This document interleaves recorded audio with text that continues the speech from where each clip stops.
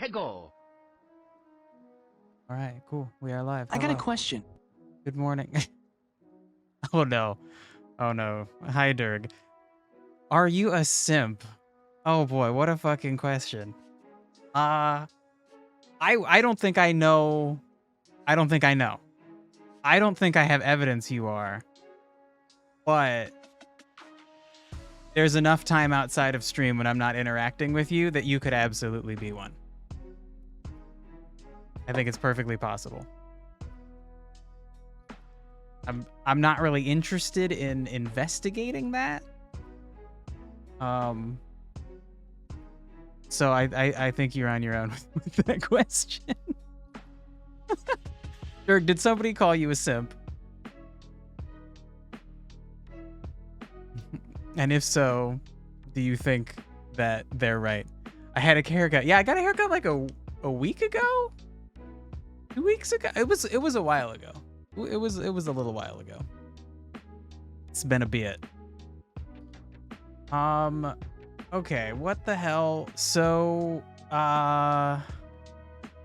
when we last left off, Radicate can now, oh my god, why can't I pan? What is this view?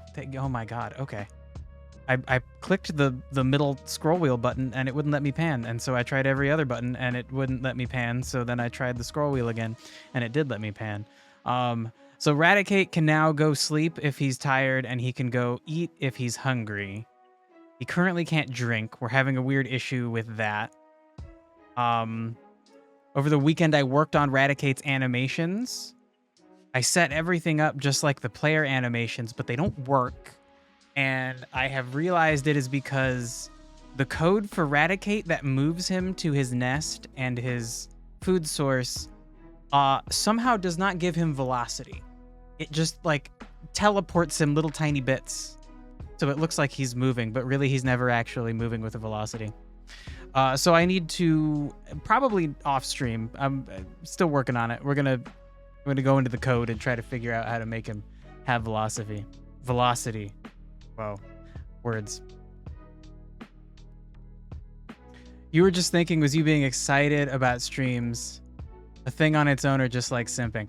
Oh, I always thought simping was like related to like if you're going after a girl and she kind of sucks. She's not like treating you nicely, but you're still just like obsessed with her and doing a bunch of stuff for her.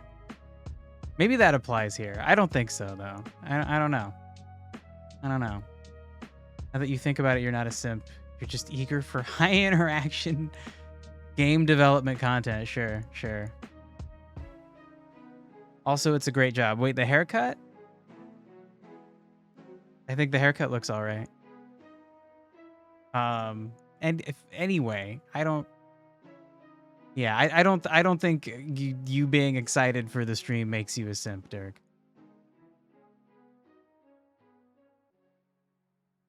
It's fine. You're fine. All the things done. Yeah, not really though, you know? I feel like everything gets partially done. I think I understand that something that I want to do in this takes 2 steps, and then I realize like, oh no, it actually takes like 4 because you didn't understand what you were doing. Okay, so you started reading a book on game balance. Cool. I feel like as somebody who has a critical, I have a critical viewpoint of games. I like to analyze them and think about like what is good about them, what's bad about them. I feel like I have a pretty good like toolkit for the upcoming challenges I'm gonna have balancing my own game.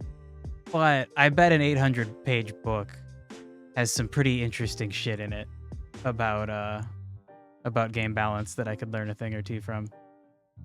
If you learn some cool shit, please share it. Actually, like a full curriculum made book, like it's a book for a class, for like a university program to learn games or something. That would be very cool to take an entire class based on game balance. It'd be fun. Okay, so what the fuck? Let me run the simulation. Let me run the game. Let's make sure Eradicate does what he's supposed to do. I think currently he's going for food. And we had started working on thirst. That's why it says 1T. But yeah, he still just goes after food. And then, well, okay, now that's interesting. He's supposed to eat the food. Oh, you know what? I was fucking around with the different movement types. I gave him move and slide. So now he can't run into objects that have collision, so he can't run into the bush anymore, which is a plus. But now his range is too great, so he's not eating. Okay, so we're gonna just take that out for now, because that's not what I'm concerned about at the moment. Eradicate, show me your script, buddy. Where is the move and slide thing? There it is. Okay, so we're just gonna take that out. I'm gonna make a note that I took out move and slide. You took out move and slide for Eradicate. We will need it back in at some point. How do I think projects are called in the book? Quests. That's very cute. The author taught in a university on this topic. Okay, cool. They're split into objectives and have side quests. That's very cute. That's fun. Yeah, that's a really fun, it's a little bit like, I think it's a little bit too cute, but it works like so perfectly that it's probably not going to distract from like the structure of the book. Like it should be a serious book, like focused on teaching, calling your chapters and like sections, quests and side quests is a little bit too cute, but it works too well. I would probably do something like that too. That's really fun. Okay, let's see now if Eradicate is cool with lighting with the fucking bush. Get on that bush, boy. Cool. Okay. So I was looking at the code, and I think the problem for Eradicate currently, the reason I can't get his animations to work is shoot. I think it's the like when he goes to his food source, he's moving toward it by updating his position. So his position just updates over time. Something just fell in the kitchen. Hopefully nobody's hurt. Probably just Crazy Pants throwing something away. I don't know. So his position is updating, but it's not changing his velocity. So like I said, it's like he's teleporting little tiny bits instead of actually having a velocity. So I need to change this. And I don't know if I can just change this to like velocity or something, but I don't know. I'll experiment with that off stream. It has 3 types of quests named Wizard, Rogue, and Warrior. Okay, that I can't really see translating well to lessons.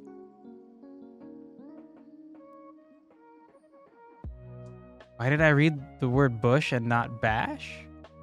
Wait, did it say bash? Why would I read it as bash and not bush? I think it says bush.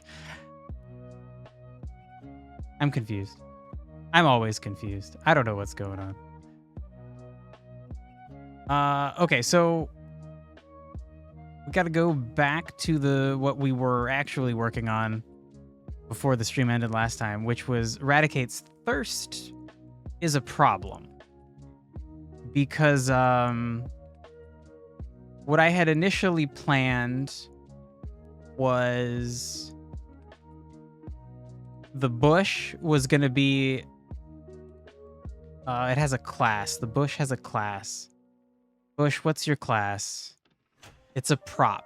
Right. So I was thinking that it would make sense to name all of the objects out in the world as props, give them that class name. But I think I misunderstand classes, because then I tried to also call the pond a prop And boy, Godot would not have it. And then I spent like an hour trying to fix it.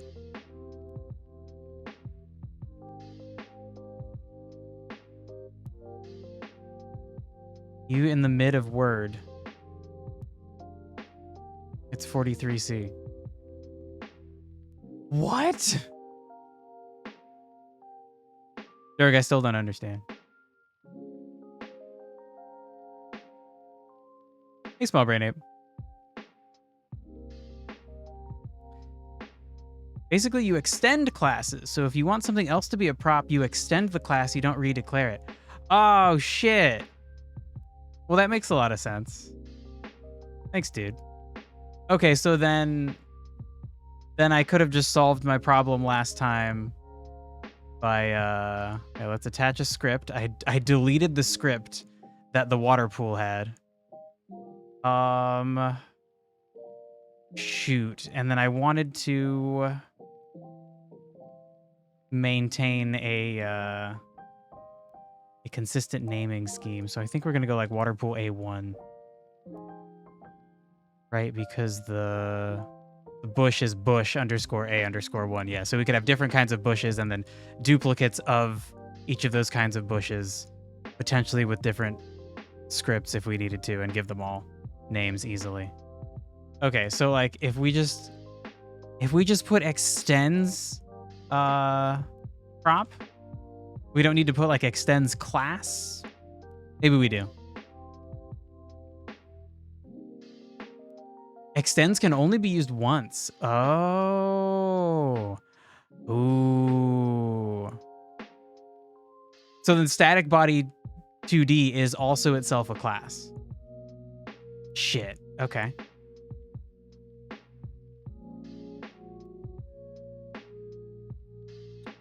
Also, if your class plant is extending prop, it will be both plant and prop for Godot. Yeah. Prop class extends static body 2D, probably. Yeah.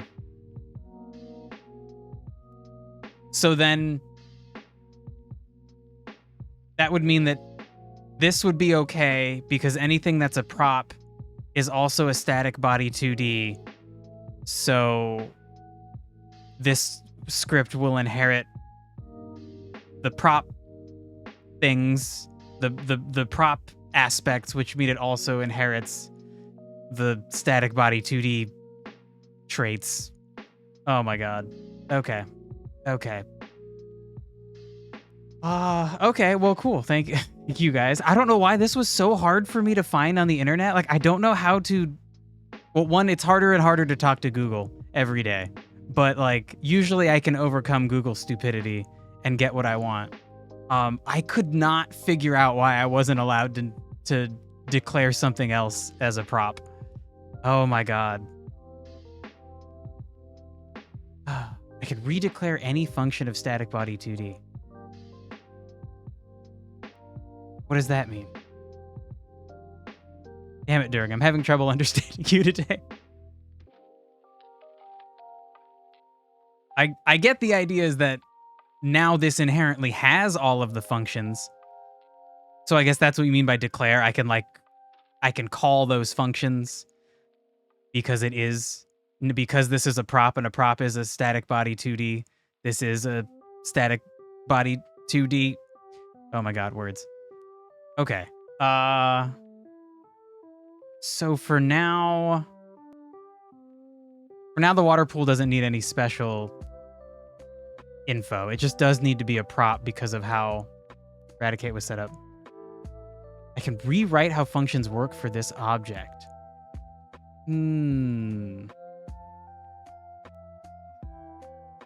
Okay. That's what you were trying to say. All right. Yeah, I would assume I can do that in any situation, right? If something inherits from a class, but I want things to work differently, I can just like change that. Maybe not. I don't know. I kind of assumed I could. Okay, so now that it is a prop, that means I can go back to the Eradicate script, and then we can keep doing what we were doing. Actually, I guess it's not the Eradicate script. Ooh, maybe it is. I can't remember where the specific problem is. Maybe it was the Eradicate script. Let me go check. That the specific place where I needed to call up a prop as a water source, it was a problem. This is all the velocity stuff.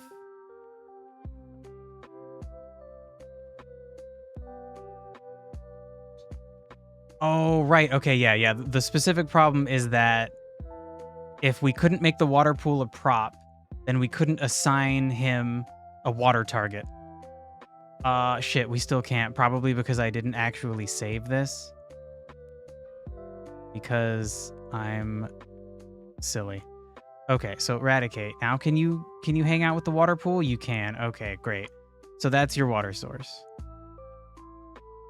So if he'll successfully go to the water source, we're good on that. And then let me figure out, like, what the hell are we trying to do? Here's the list of things I wanted to complete. Now I understand what the fuck a class is, actually, and how to use class name. You declare a class once, and then you extend it. How is that not on the internet? It certainly is. How could I not find it? That was crazy that I just couldn't fucking find it. I spent like 30 minutes on stream looking for it, and then like an hour this morning trying to figure that shit out in between doing the velocity stuff. Okay, so the animations I still want to work on off stream. There's just that stupid velocity issue is it's gonna be annoying to figure out. I don't think that's necessarily going to be fun to do on stream. Okay, so we need to see if Eradicate can go to water. That could be pretty quick. Let's find out if that actually works. So what we need to do is change right now our little test function. Oh my god, where? No, it's near the bottom.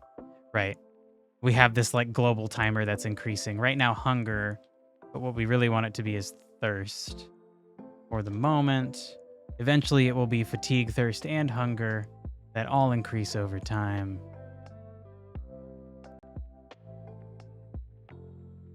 Okay, so his thirst is 40. Now it's 51, and he went to the water. Okay, cool. And now it's lowering. Great. Let's make sure it doesn't go past 0 like the hunger did. It went to 1. Are you done? You're done, buddy. Now you should stop drinking, and now you're getting thirsty again. Okay. Okay, cool. Great. So that just fucking works. Lovely. So then we did this. We made Eradicate go to water. Cool. Let me see. This is probably a thing that's worth testing. Let's see if Eradicate can like deal with all of his problems. So let's see, what is the smartest way to do this? We're gonna increase everything. Don't autocomplete, don't. I'm not trying to do that. Don't be like that. Let's increase everything by like a small amount. How about just like 2? And maybe we start him higher. Oops. Oh my god. Stop pressing the wrong button. Let's start him at like 48. Although actually, I don't know, since these are exported variables. Okay, great. They are just changed to 48 here. Okay.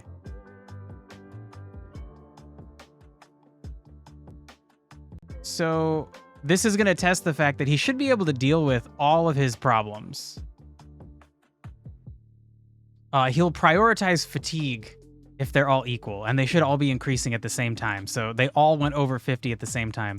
So now he's like sleeping, and then pretty quickly he should come out, and now he's gonna go eat.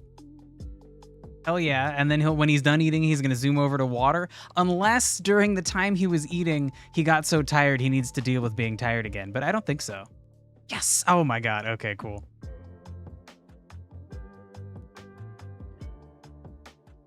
Bit by bit, it's coming to life. Okay, so now he probably doesn't have any problems.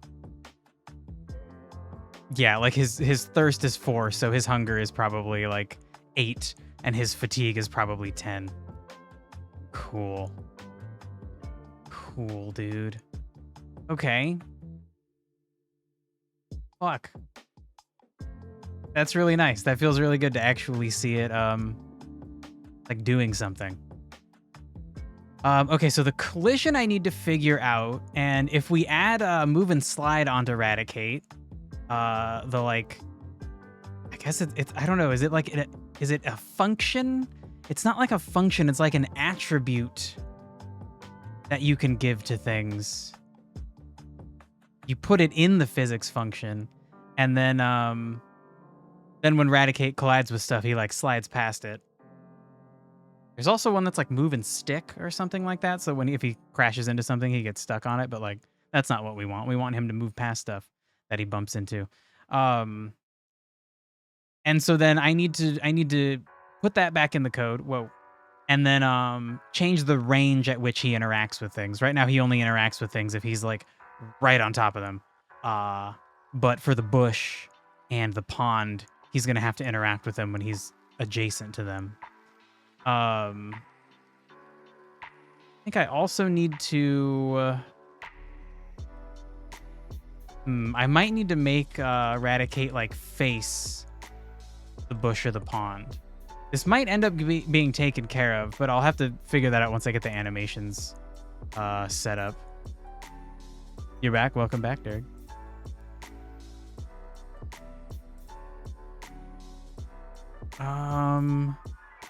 Right, animating the berry bush. Maybe we can handle that. Maybe. Ooh, and then the nav mesh I've been screwing around with. That might be kind of fun to figure out. And then we also need to make it so that the bush keeps track of how much food it has, and that Eradicate consumes it.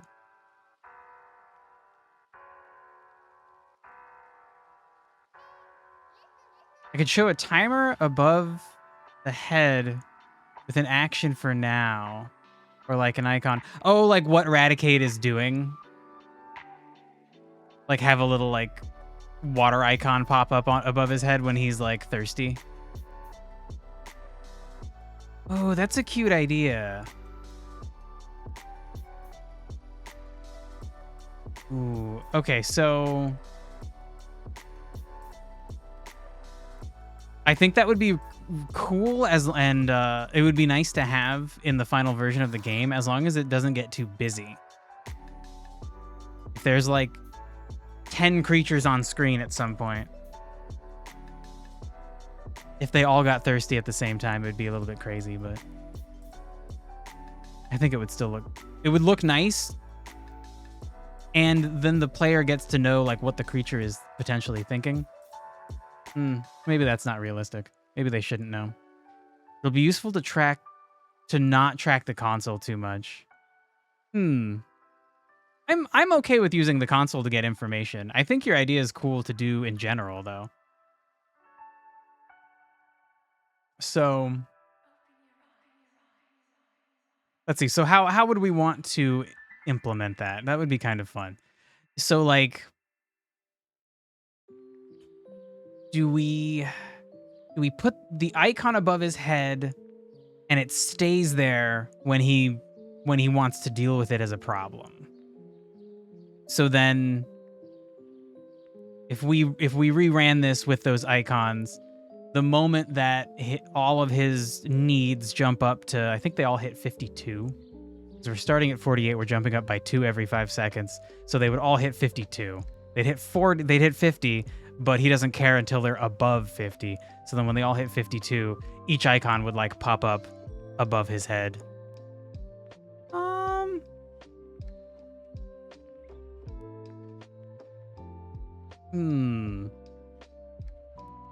Okay, that's a fun idea, and I'm going to make a note about it because I might want to actually, like I said, implement that in the final version.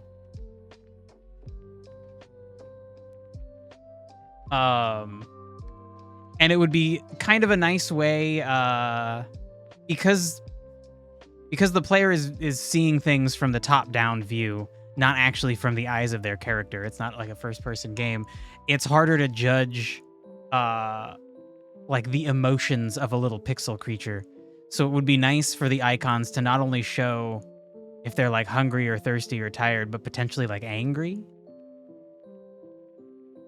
So that if you're like walking by a creature and it gives you like an angry look, you'd know like, oh shit, he's gonna come after me. Damn. You can put a label and check in the process or when you start the action in the behavior tree and rewrite when the need is satisfied. Yeah, it's not complex. I think I know exactly how to do it. Or where to put it. That's not the hard part. I think this is a doable thing. I just don't know if it's worth doing now. I hate Teamworm. Boeing is here, but you sneaked away for a second. Well, that's nice. Tell them to stop killing people. Ask them why. Ask them why they kill people. Shit. Don't actually though. Oh my god, you're on it, bro. Don't get fucking fired. Holy shit. Dirk, if you actually don't know what Boeing is, they're like an aerospace like engineering company. They make like airplanes. They get like billions of dollars from the United States government for like making stuff for them. But they have been having lots of problems with safety. Essentially, their company is like obsessed with money, and it's at the point where they're like, their planes are a safety issue because they're not like making them right anymore. And some people have tried to testify about it to the government, and I think 2 of those people now have just ended up dead. So, you know, probably a bunch of people at Boeing should be in jail, probably. But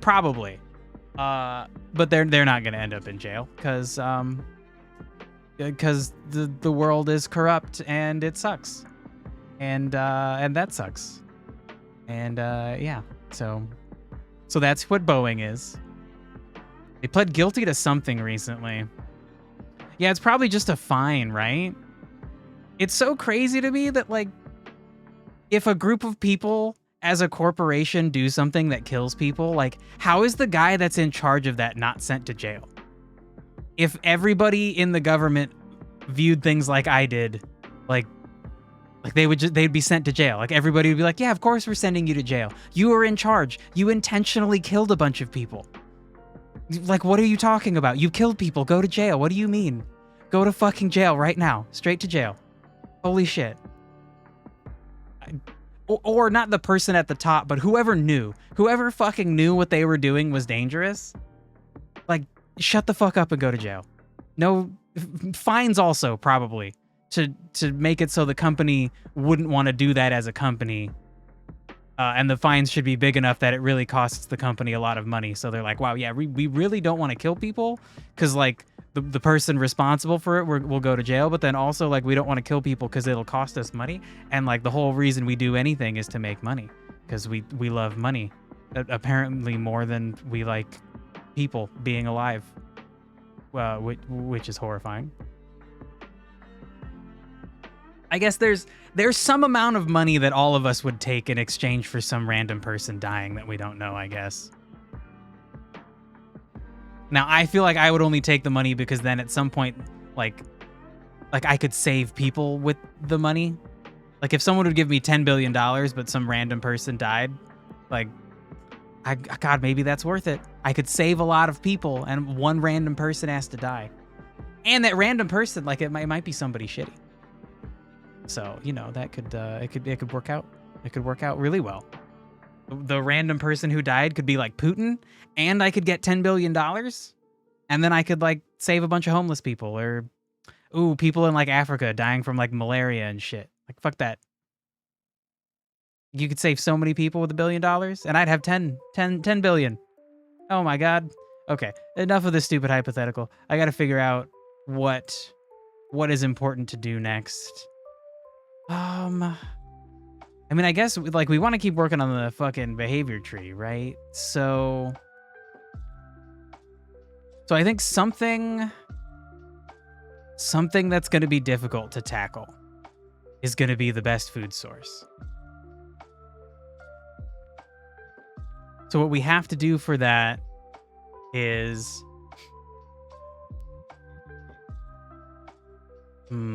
okay. Yeah, I think we need to start working on that. Let's like conceptualize that. So if we want to find the best food source, one, we need multiple food sources. We need more than just a bush, right?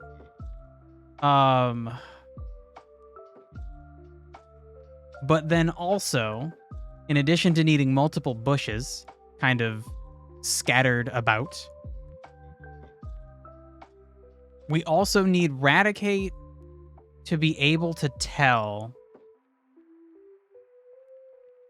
how many berries are on a bush. So I'm going to go into the bush script and just make a little note. This bush needs to send out a signal, probably?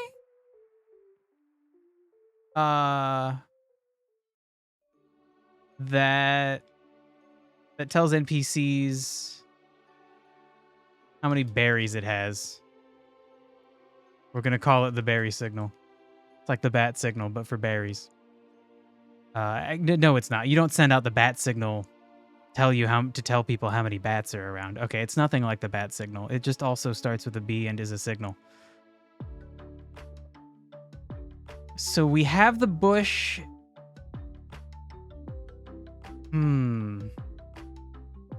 Okay, wait, what is the smart way to do this? Do we have Radicate send out a signal that like requests the number of berries? Or like I don't think signals work that way. That's like a multi-part thing. A signal is just like I'm going to send information out. So okay, we'll do it the simple way, which is this way: that we have the berry send out a signal. Turn my phone on do not disturb. Okay. So the berry bush sends out a signal that says the number of berries it has. And so then we combine that with the fact that all the bushes are doing it.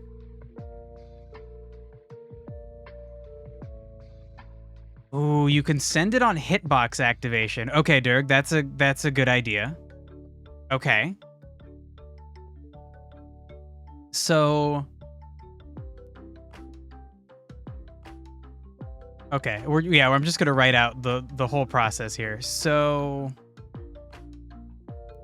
you haven't followed, but why does Radicate need to know if a bush has berries? Okay, so the idea is for Radicate to be able to smell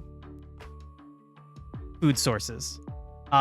Because when the game is like fully functional and running, there will be lots of creatures all competing for food sources. And if Radicate is hungry, he's going to like sniff out and go for what he considers the best food source. So yeah, sure, what Dirk said, to evaluate the fitness of a food source.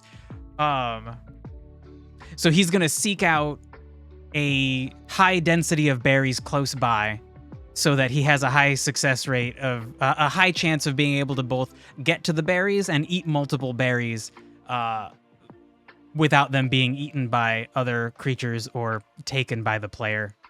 So essentially, Radicate's goal is like, if I'm hungry, I'm gonna sniff within a given area.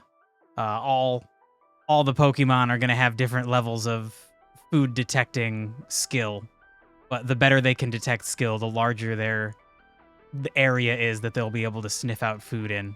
And then if they find an appropriately dense source of food, they will head off to it.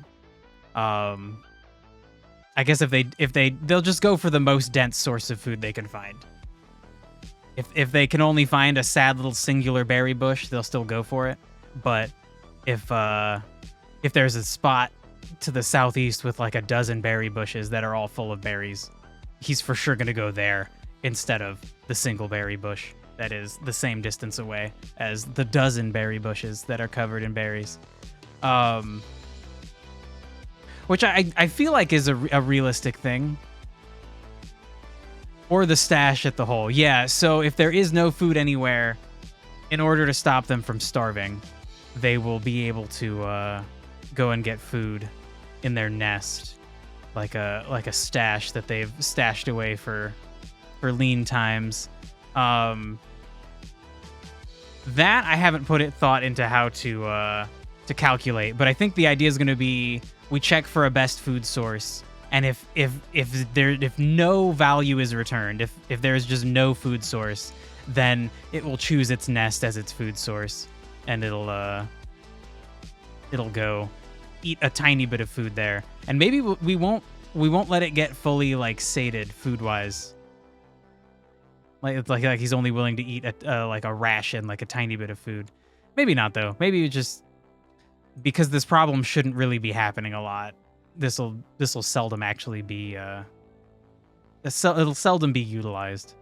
Hopefully never, as long as the environment stays balanced correctly. It should never be actually needed, but you know, fail safes. So yeah, that's the plan. So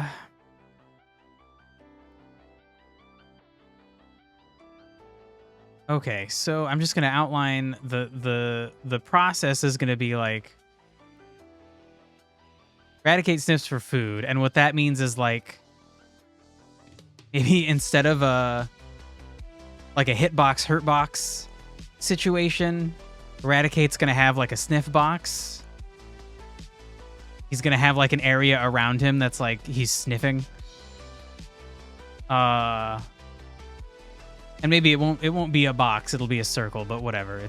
I think people still call them boxes. And then, so Radicate's gonna sniff, and then any of the bushes within the sniff box area will send out a signal with number of berries.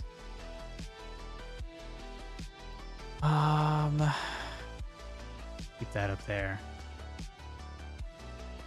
Okay, so then that means we need to make Radicate a sniff box. Oh, shit. Okay, so I'm going to put that note in Radicate, probably at the bottom. Sure, after the timers. Oh, number of berries and position. Good point. Good point. Radicate needs a sniff box. Sniff box sounds like a weird thing. I don't know why, but it sounds fucking weird.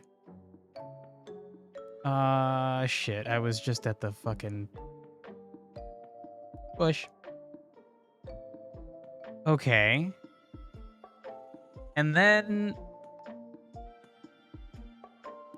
what do we do with that?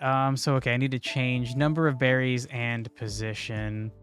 How many berries it has and position. It definitely does sound weird. Yeah. Well, there's nothing we can do about it. Such a distinguished sniff box. Okay, yeah. Yeah, boy, that makes me really uncomfortable. Oof. Whatever. Okay, the stream is for mature audiences, so it's fine. Fine. Okay, so what happens next? Radicate sniffs. He gets position information. I think we need to open paint to fucking think this through. All right. You got your Radicate. Radicate is the square. And then you got a bunch of berry bushes. Let's say there's 3 up here. There's 1 right next to him.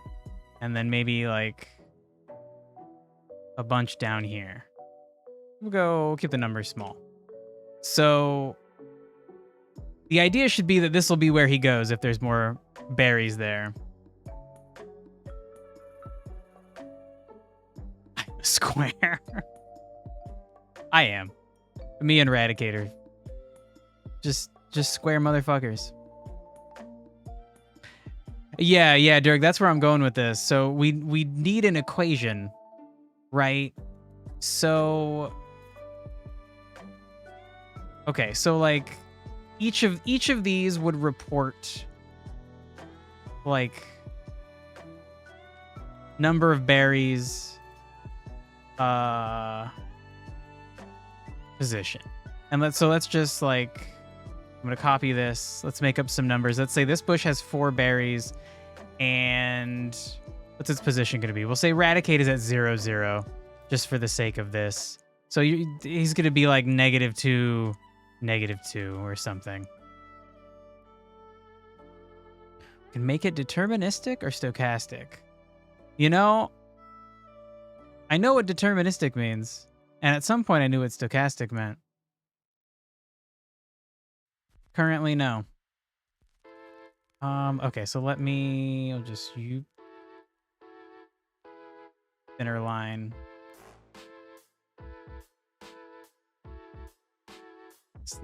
This is more of a traditional way to do this. Oof. Okay, you're X. You're Y. Great. Good enough. It means random based, your degree is showing. Yeah, I definitely took math classes where we learned that word, but you think less than 10% of Americans would know what stochastic means? Yeah, probably. Put that on the SAT.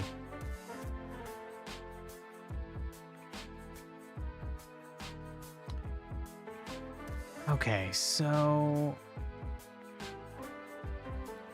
you know, for this example, we don't need 4. Let's just do 3. And actually, let's just do 1 and 1 and 3.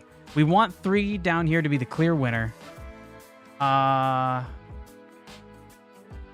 Okay, so then we come over here, and you're gonna have like 2 berries, and your position's gonna be like 4, 1. Okay, and then down here we gotta do this like 3 times. Okay, so you're gonna have like 2 berries. Right. We can't really use whole numbers for these positions because they're like so close to each other. That was not a great choice for my example. That's fine. We'll use fucking decimals. If you Google stochastic, you get a sidebar about the Wiener process.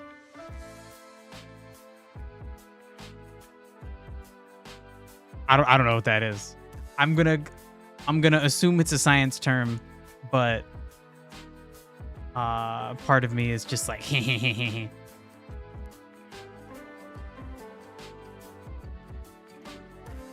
what's your position? We'll go with like, you're like a 4.2 comma negative. But actually you're like -4. What am I? Like -4. And so then the scale is bad. That's like -2, -2. And then this is like 4, 1. Something like that. Okay. All right. Okay. I have fun dabbing. All right. Thanks, Teamworm.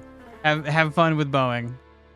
Try not to be too mean to them because you'll get fired. Fly like a nice worm. Do worms fly? That's a thing worms do? Oh, you meant butterfly. All right, sure.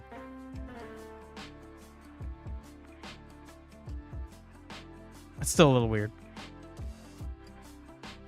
Okay, so if this guy's 4.2, -4, this guy's like 4, -4.2.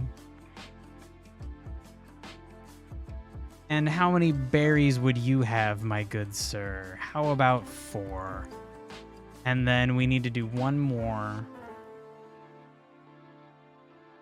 You only have like 1 berry. You suck, but you're part of the big crew, so that doesn't matter. It's still like a positive. And then your position, let's just go with 4, -4. Okay.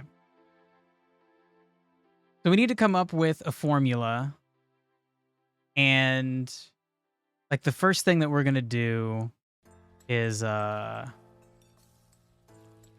be like calculate the distance, right? You have one formula. You just have a formula? That's crazy, bro. What have you been doing? I will gladly look at it. I think I'm going to have to walk myself through this step by step, though, to make sure that it makes sense. And then we'll make sure we have little variables that we can tweak to make sure to like dial it in to feel right. Oh my god, an ant colony optimization algorithm. This was the thing you did your thesis project on, right? I remember you doing something related to ants. Okay, now I feel like that's gonna be too complicated. In computer science and operations research, the ant colony optimization algorithm, ACO, is a probabilistic technique for solving computational problems which can be reduced to finding good paths through graphs. That's so cool. Ants are so cool. Us understanding ants is so cool. What does the picture say? When a colony of ants is confronted with the choice of reaching their food via two different routes, of which one is much shorter than the other, their choice is entirely random. However, those who use the shorter route reach the food faster and therefore go back and forth more often between the anthill and the food. But then they don't like tell their buddies they found the better path. Oh, I guess maybe that for safety reasons, better to be split up. Now you're pushing your trauma onto me. Oh my god. Go to the edge selection part. Okay. Okay. In general, the kth ant moves from state X to state Y with probability this. Yeah, bro, we don't need to get this complicated. A pheromone update. Oh my god, this is so cool. Holy shit. I want to go to school for everything. I want to study all the things. Maybe not fashion. Damn. Okay, yeah, Derek. No, this is really cool. This is like too complicated. You wish you were smart and liked math. Aww. I feel like everybody likes math if they can understand it. There's just like cool, interesting shit to be understood with math. And I feel like everybody likes that stuff. It's just like, how quickly can your brain grasp it? If somebody can explain it to you right, I would imagine that it would still be an enjoyable, likable thing. You can explain it in simple words. Okay. Okay. I don't think we need a probability calculation that has like 6 variables going into it. Here's what I'm thinking is we calculate a distance and then ooh. Okay, so I guess we should be thinking about this like our overall goal. So like our goal is like choose a bush, right? Very specifically, even though Raticate is going to be looking for an area with a lot of berries, and that area is probably going to be filled with berries because they're on multiple bushes, I still want him to choose a single bush so that he just has a simple target in mind. Because all the code we've built so far, he's going after a single object, not anything else. Oh my god, my nose just like a constant low-grade nose itch. It's infuriating. So Raticate's gonna choose a single bush. And so then, like I said before, we want to get the distance and then the number of berries. So then what's going to happen? One, We're going to get our, like, sniff data. That gives us the number of berries and the positions. Then what? We need to calculate... Oh, like this is going to be, like, for each bush. Calculate a distance. And then weigh that with the number of berries. Something like that. To do distance, you need a Pythagorean theorem. Yeah, for sure, for sure. So we need to essentially we would just do the math to figure out the like the legs of the triangle, right? Why didn't I just do this as lines? So we would take like Radicate's position, his X position, and then subtract that from the Y position. Turn that into a positive value. If it's not positive, take the like absolute value. So like if Radicate's at 0, 0, and this is at -2, then the Y distance, shoot, I think I said X first, but apparently we're doing the Y distance. The Y distance would be 2. And then same with this would also be 2.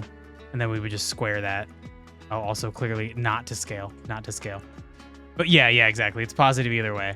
Oh, you're right, because we're just squaring it, so we don't even need to care about the absolute value. Oh my god. Okay, this is why I need to walk myself through it first before actually calculating this.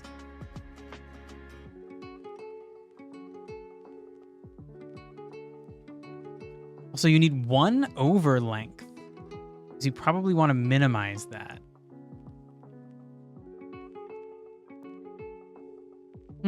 Right, good point. Yeah, because the bigger a length is, the worse it is in this situation. So the thing that Radicate is idealizing is lots of berries very close by.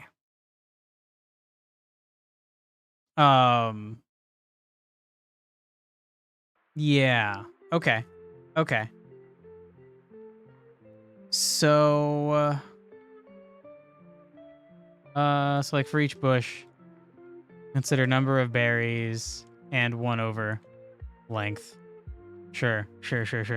Read the formula above. Yeah.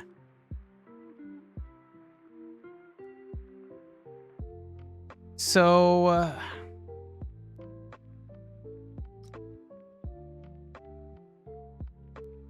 so the thing I'm not sure about is how to bring in a situation with multiple berries. Like in a small area. If there's 4 berries on a bush, that's easy. They're all in a single point. But how do I bring in this situation? The fact that it's just like a bush that has multiple other bushes around it. You multiply berry by length inverted. Yeah, that for sure. That makes sense. And we might adjust that with some other kind of modifier. But in general, yeah, multiplying the number of berries and 1 over the length makes sense, because then if we compared that value for all of these individual bushes, we would find a close bush with the highest number of berries. If we look for the highest value of number of berries times 1 over length.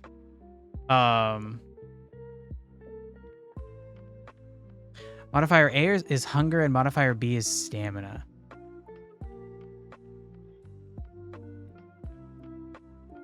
That's an interesting idea because you don't want to walk too much. Yeah, I don't know if I want to make it that complicated. But that is a good point. You wouldn't want to go very far if you're exhausted.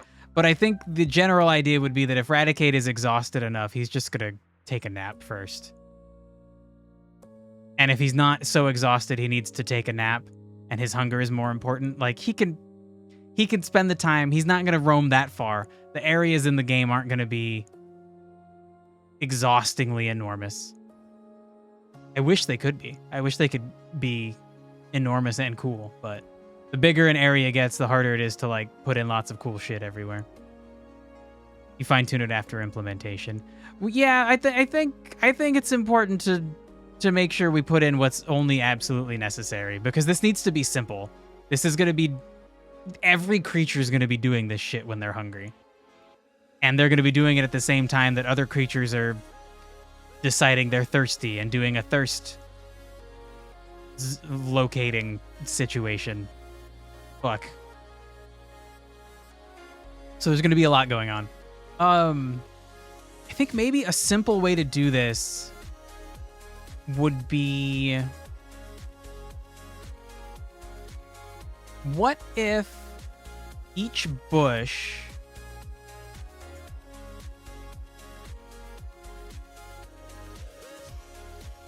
you run up to 100 agents per iteration or more? Yeah, I guess my worry is that as I add more and more simulation components to the game, like the more simulations I add, the newer of a computer you need. And it would be great if people with old computers could play this game. You know? Like Stardew Valley runs on a fucking potato.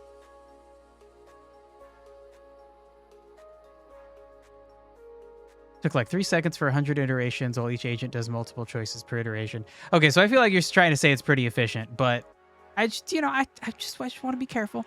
Just want to be careful. Okay, so here's what I'm thinking. When Radicate sniffs, any bush that he sniffs, that bush tells him not only the number of berries on that bush, like hi, I'm berry bush number 552. I've got 1 berry on me. Here's my position. And maybe he would also report the number of berries that are around him in adjacent bushes within a smaller area. Because then Radicate could just choose, if we work into the equation, essentially we would multiply like it's going to be like number of berries on bush times 1 over the distance away. Let's like write this. 1 over distance from the bush. And then also multiplied by like 0.5. No, actually, it wouldn't even matter if we're putting that into the equation. It'll affect every equation equally. So then I guess we just multiply also by the number of berries on adjacent bushes. Something like that. And then whichever bush has the highest value, we could just call this like the fitness value. Radicate designates its best food source as the food source with the highest fitness value, is I think what we would do. Gives you ideas on modifying. No, I won't run directly. I don't know what that means.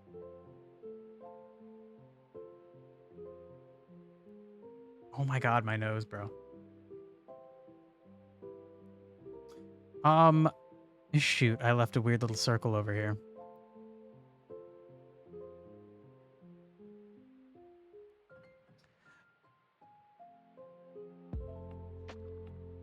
Length doesn't signify distance, it's a direct line. Ooh.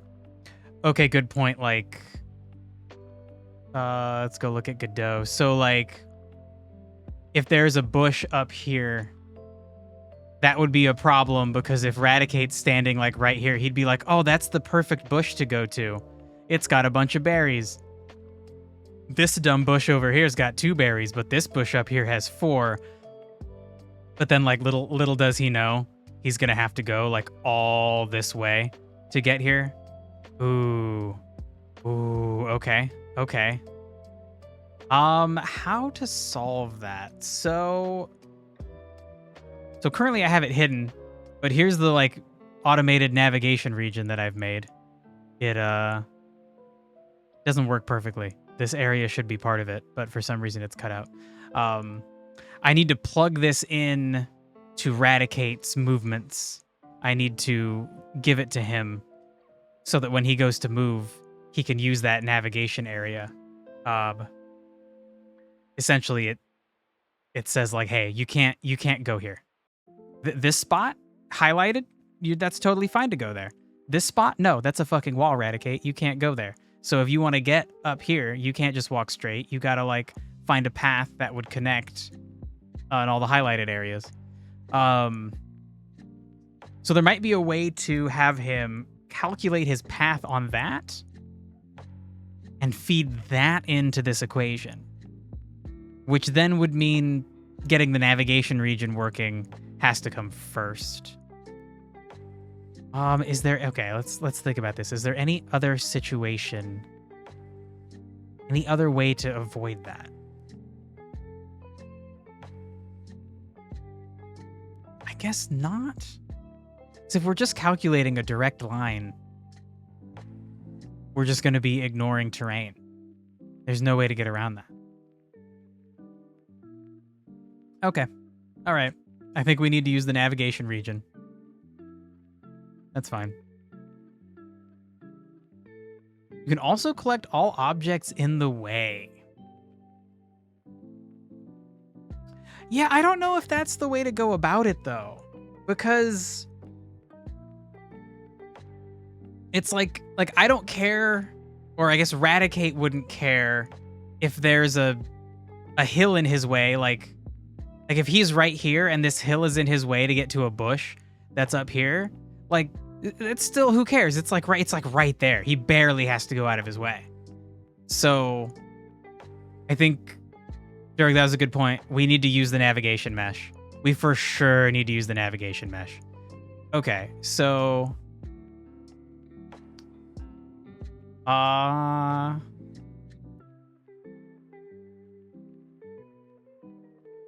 I still need to do collision, but actually I can make collision work immediately, but what I need to do is get eating and drinking working with collision.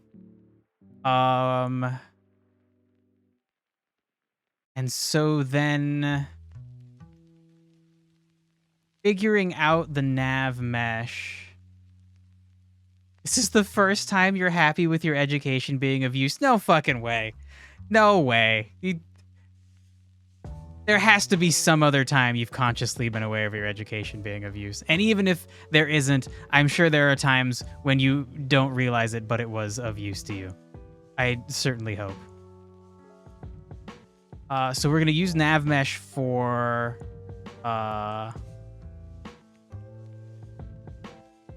food/water finding. Okay.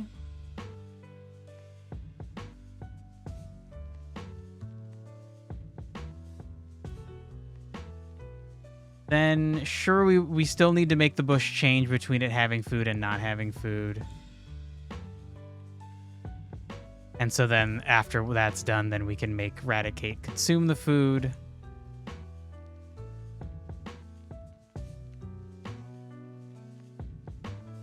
Okay. And then I guess here I'll just like write out the plan for the formula. So each bush is going to report number of... Ooh, do we even need to do number of berries and number of berries close by? Or do we just do number of berries close by and that includes itself? I think that might be better. Maybe we'll do like a 9x9 grid or something.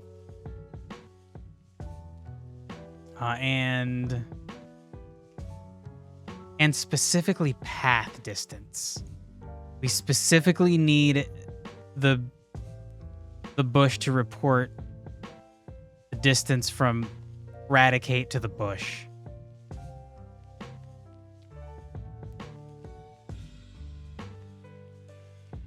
Okay.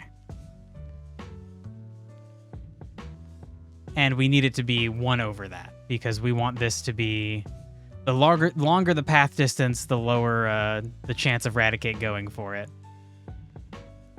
And then Raticate chooses the highest value. Call this like the fitness formula. Okay. You hate it so much that your education hasn't been obviously useful? I don't know, man. That's higher education, right? You became a fucking expert in a thing, and most of your life is not that thing. Probably the more of your life that could be that thing, it would be cool.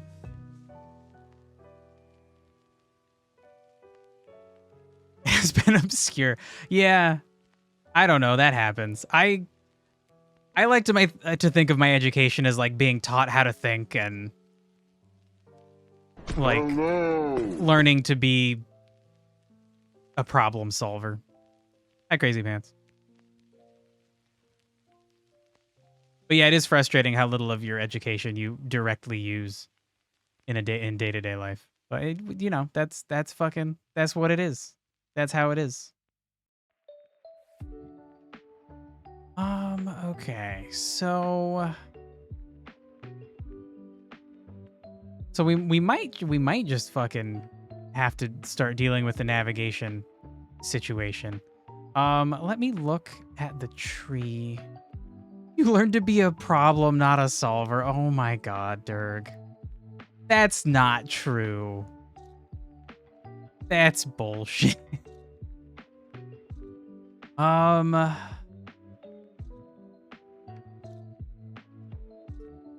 Okay. So all of the needs are done minus the like best food source thing. And then when we go into wants, the idle's going to be easy. It's just going to be him kind of moving around randomly. So I guess we can handle this stuff next. The play sequence is going to be difficult.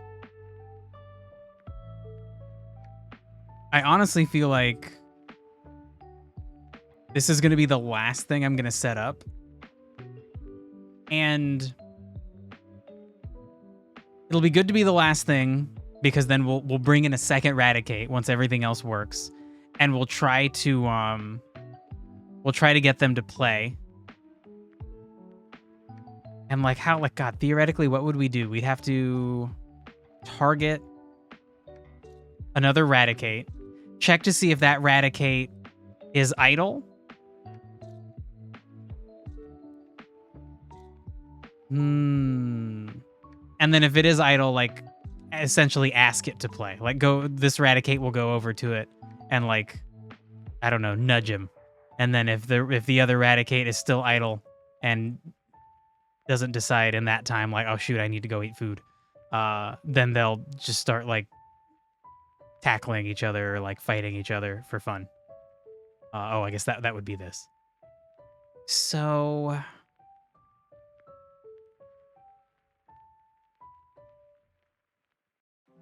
think that might mean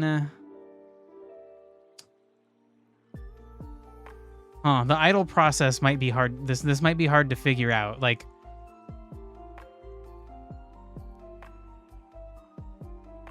I guess this just never returns running. I was thinking you would leave idle running for a period of time, but I think maybe you just never leave this as running. You just, the whole tree tries to do things, and then if it can't, it comes to idle and does like 2 seconds worth of being idle, and then checks again. God, maybe even less? Yeah, I can't really conceptualize how to do this, because if I want him to have a little idle animation, this needs to be stuck on running for a little bit. But I don't want him to just stay in this for a really long period of time. I want him to be able to get out of this really quickly if another Raticate comes and wants to play, or if a threat comes and he needs to run.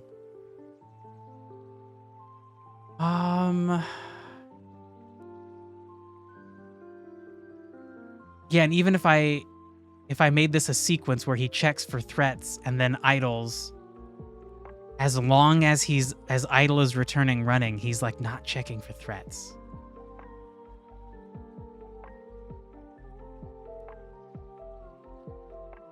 So maybe the idle action itself, as it's running, will have code inside of it that looks to see if there is a Raticate coming over to play or a threat nearby, and then that will return a like failure, or I guess a success.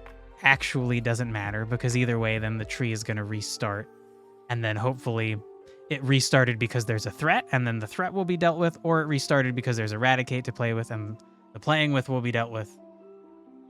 Okay, and then that's actually a good point. They should, while playing, same thing. They should be focused on playing and continue to play unless a threat appears, and then they should immediately stop playing and deal with the threat. Either the player scares them off, or some creature that hunts them or that they're scared of that might hurt them comes nearby and they run away instead of continuing to play. Okay. Okay, so then I think for that reason, I'm not even going to worry about doing the idle animation yet. And then I do feel like I need to expand the tree, because we need like threats. We need threats that are higher than needs and wants. I guess that's probably a good idea to do now. I feel like I want to research a lot of this off stream to figure out some ideas. I want to get the animations hammered out. They're like a line of correct code away from fucking functioning. And then same with collision.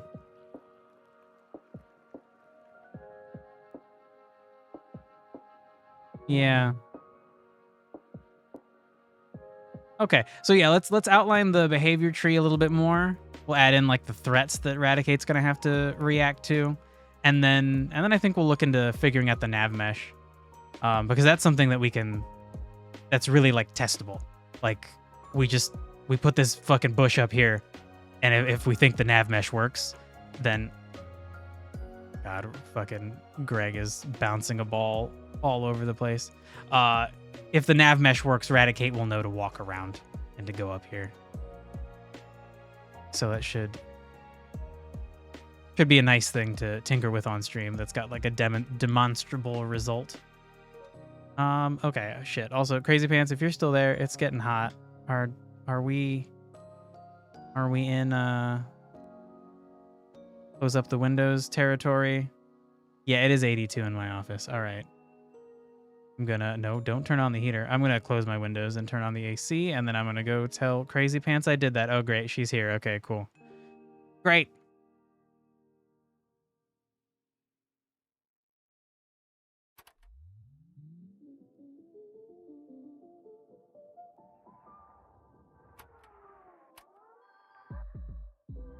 All right, let's expand this behavior tree.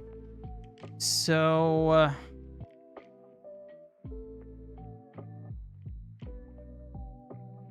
threat's the only other thing. As far as a creature's actions go. You're a tiny little rat. Spend your time dealing with your needs. If your needs are dealt with, you deal with your wants. I mean, yeah, I guess so. Okay.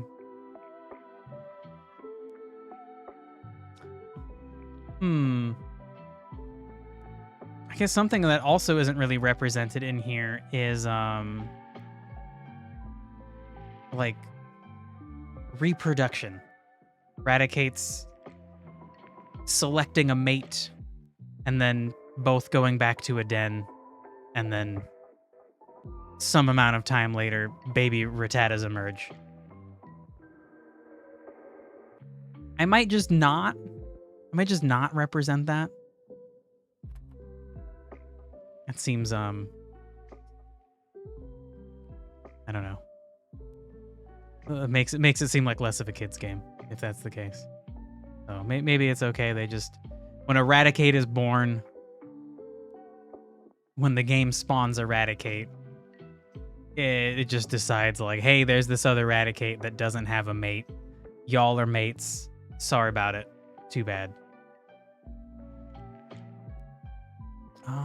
Okay, actually, hold on. I need to like reposition things because the threats should be over on this side. And that kind of sucks. Can I?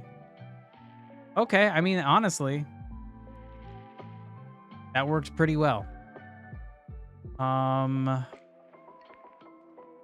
You could also, hold on. Yeah, let's put you like further up here. That's kind of annoying, but then we can grab all of this.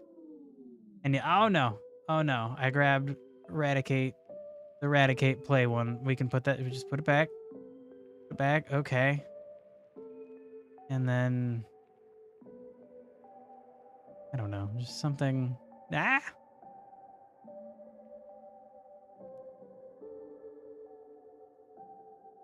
All right, that looks a little bit better. Still kind of weird, but we need fucking room, so.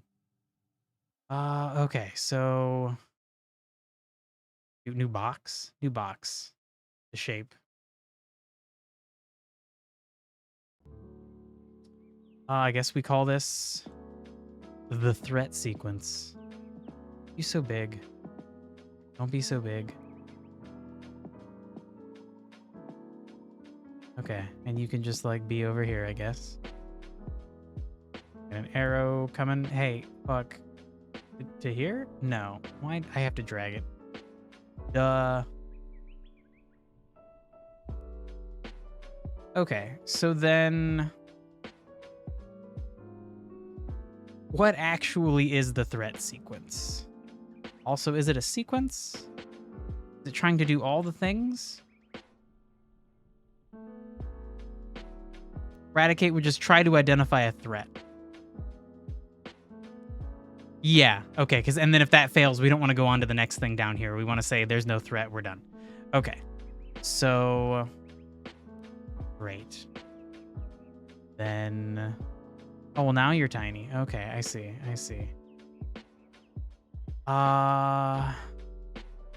Check for threat?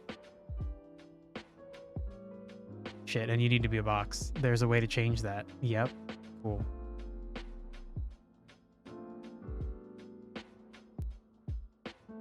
Let's make you a tiny bit bigger. So, what does checking for a threat entail? Like,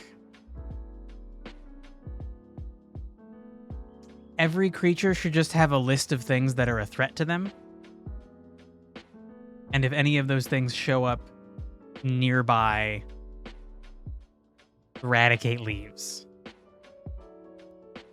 Wait, 1 second, I gotta blow my nose. Mute.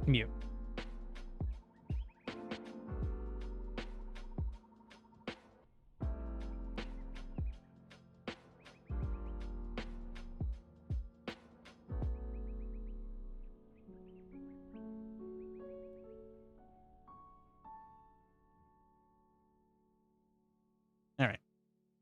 I have returned. Okay, so like the things that Eradicate would consider a threat would be like the player,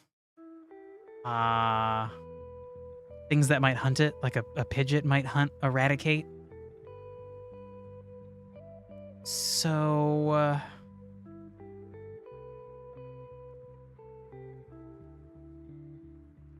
guess we should call this like check for threat.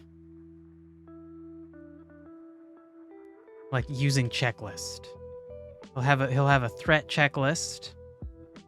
I imagine something like a Charizard is going to find basically nothing threatening, maybe not even the player. There should definitely be creatures, maybe not in every environment. Maybe in the later game environments, there should be creatures that do not view really anything as a threat. Oh god, should that always be true? Like if a Charizard gets down to like 5% health, should he reevaluate? Should he run away? Hate it when Pokemon run away. Although it would be fun if you could try to catch them. Not catch them with a ball, but like a Charizard runs away and you could like catch up with it, like chase after it. That would be a fun thing to add. Like, it runs. Your speed now matters. Maybe you could use something to boost your speed, give your whole party haste, and like chase after it. And then, I don't know, maybe it runs into a den with some other Charizards. It's more of a cave. Charizard would need to go inside a cave, not a tiny little den.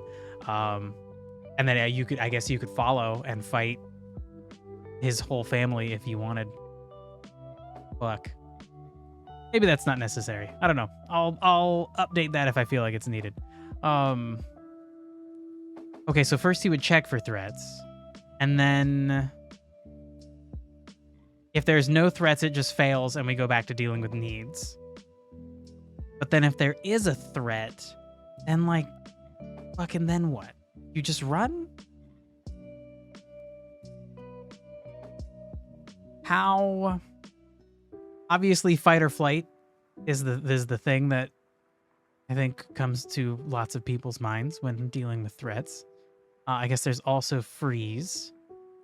Flight, fight, or freeze.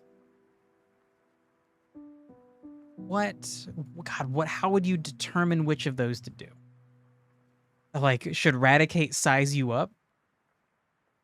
Like a Pidgeot comes close to Raticate, but then Raticate realizes that Pidgeot just got attacked and is like running away from a fight and is at like 5% health. So then the Raticate's like, oh, I could take this bitch.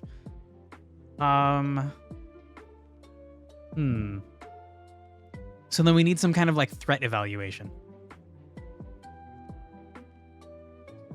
And maybe for something like a Raticate, like a small little creature like that, maybe they always run. Maybe they don't even worry about, oh, hey, that Pidgeot looks like I could take him in a fight. Oh, hey, that trainer is normally a threat to me, but he looks really weak. I could just kill him.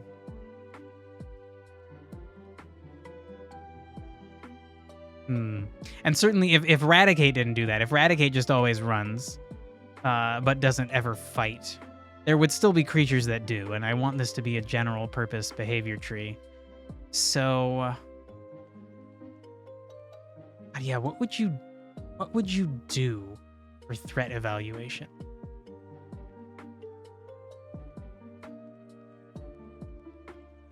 Like this as a node, it's just a leaf node, it's a check. You're just, is this thing greater than that thing? Is this thing on my list? Then, okay, yes or no. But I guess threat evaluation, you're also going to be a kind of check. You're comparing like remaining HP or something.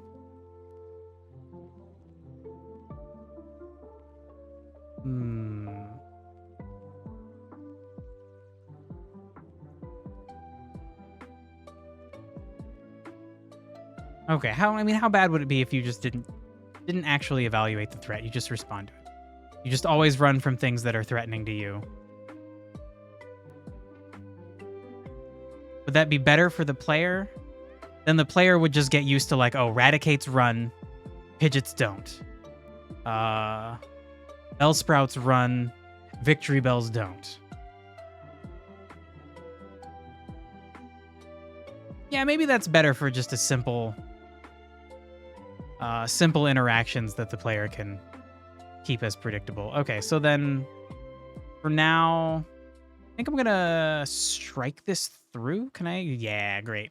Okay, so for now we're just gonna skip that, but I want to remember that maybe that's a thing to do. Maybe that would give life to the game. Hey, Boozky.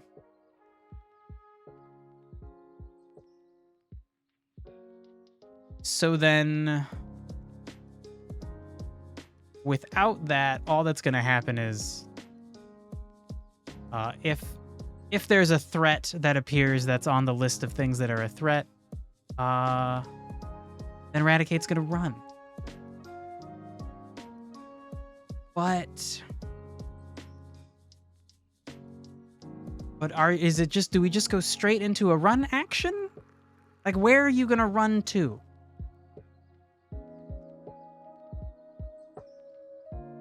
Huh.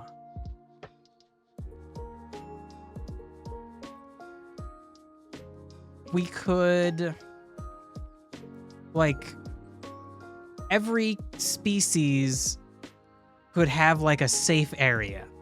An area where it's like mostly them, where there aren't predators, and they could always run back to that area. I don't know if I like that. Like my thought is like, how do you make sure they don't just run, like Eradicate sees a Pidgeot coming closer to it from the north, so it runs south, but then it runs south into another Pidgeot, so then it runs north, and it runs back into the other Pidgeot.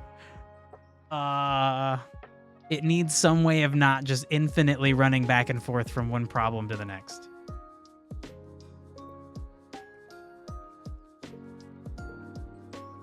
So it could either, like, it could remember areas that it's gone, or it could track threats. Ooh. Okay, that's an interesting idea. Hold on, I'm gonna open Paint again. Okay, so you got Eradicate, that's a square, and we'll make the triangles the bad guys. So a Pidgeot appears. Eradicate just runs in the opposite direction, right? We could do some math. We could calculate the like vector, the direction that's this way. Oh my god.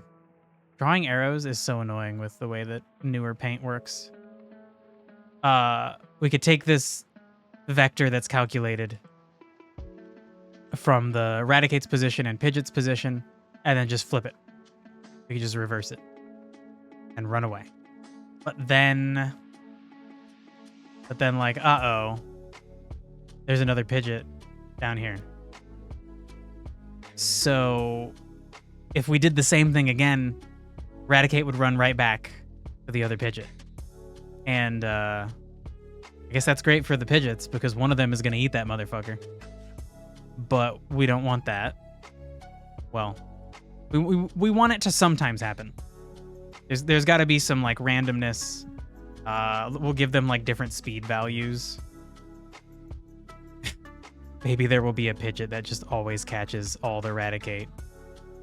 Oh, that seems fucked up. Dang, I'm gonna have to like do some research and try to figure out how to make it like sporting. There shouldn't just be the possibility of like a Pidgeot that just eats all the fucking Eradicate. There's gotta be like that Pidgeot's gotta have good days and bad days, and then the Eradicates need to have good days and bad days. Like they every time the game starts, like Eradicates and Pidgeots are given like a random speed modifier, so that then maybe today's a good day for this Eradicate. So like even though he's usually slow, today he's a bit faster than most of the Pidgeots. And I don't know, something like that. So anyway, back to the fucking problem. He would just be ping-ponging between these two things, unless we could like identify the two threats and then choose a different direction. And I don't know how would we do that? I think the idea would be like, let's say we would draw two lines between the threat And then essentially our goal is to find a situation where this angle and this angle, actually you should be a different thing. I don't know, you'll be like that. You'll be like theta with a 2. God, that's terrible. Okay, so these two angles would need to be, I guess you want them to be equal? You want them each to be as big as possible, without the cost of like this one could get bigger by making the other one smaller, but then you're running closer to Pidgeot. So I guess essentially you'd want to equalize these things. So that I could figure out. That is just like you're using 2 points and then trying to find a third point whose line makes angles with the lines between these earlier points. I guess it's 3 points because there's Raticate is 1 point. The 2 Pidgeots are each other points, and then your hypothetical final zone. So then you're just making 3 lines out of that, trying to maximize those angles. So conceptually that makes sense to me, but what about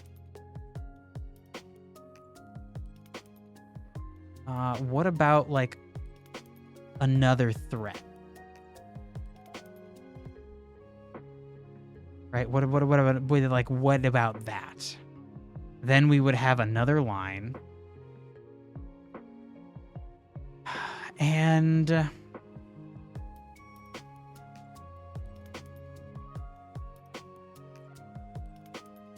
what would we do? Like, is there a way? Like, essentially we want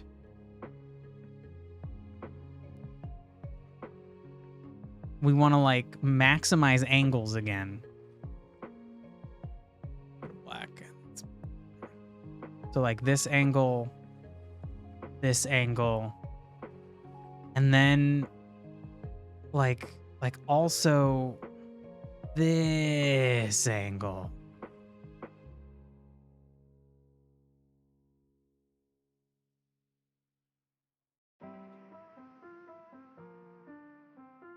Would just maximizing these values, would that do it? Is that all I have to do, is make these angles as big as possible? And then we're always running away. I think that might actually be the case. Because these two, you're still running into that weird position where making one bigger or smaller makes the other bigger or smaller. Oh, actually, yeah, I guess it's true for all of them. This big angle will get smaller as this one gets bigger. So your goal would still be like maximize the average. Ooh, yeah, if you just maximize the average. Okay. Max average. Okay, so then let's go back to the tree.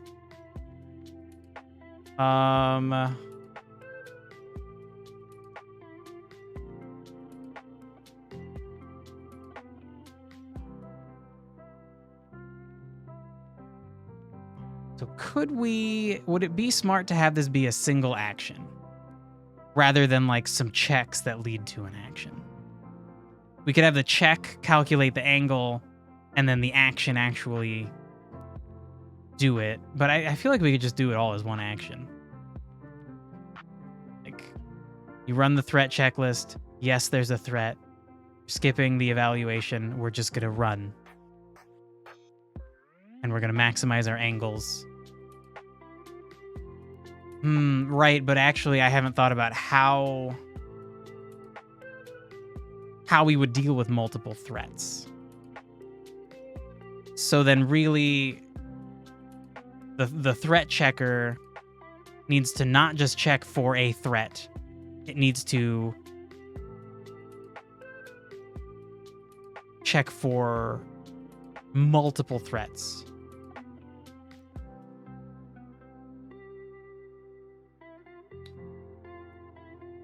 So Ooh, okay, then I think I do want this to be more complicated. Because making it more complicated will make it simple to do as a piece-by-piece thing.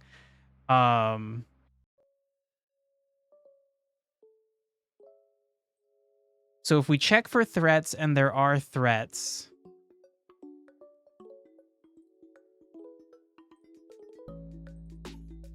then... yeah, ooh, do we need another box for this? Or do we just, like, we just check for threats...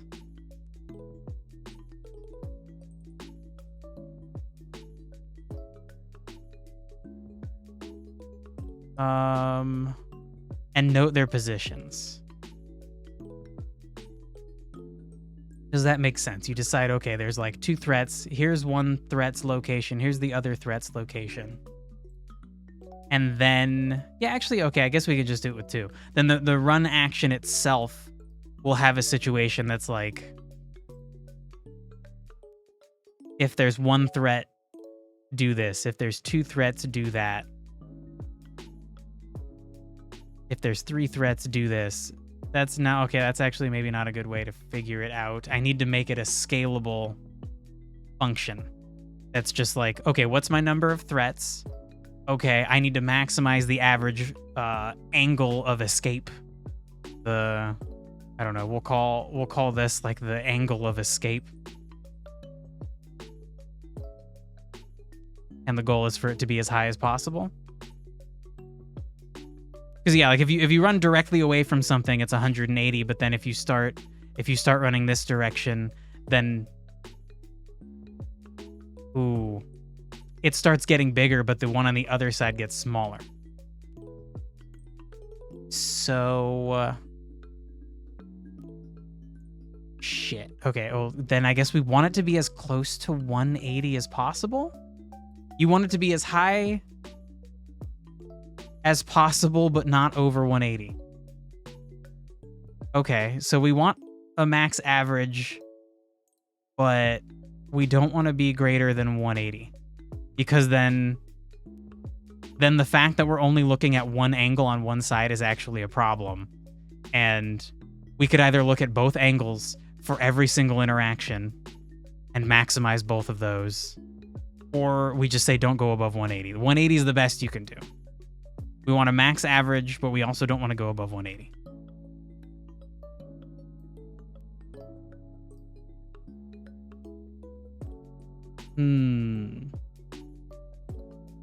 Is that the way to look at it, or do we want it close to 180? Like, it might be okay to go over 180 for the sake of the average. Shit. Okay. Okay. So then, yeah, let's rephrase that.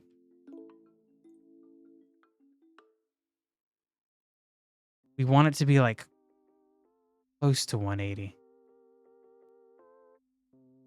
Okay. God, that's going to be weird to figure out. Okay.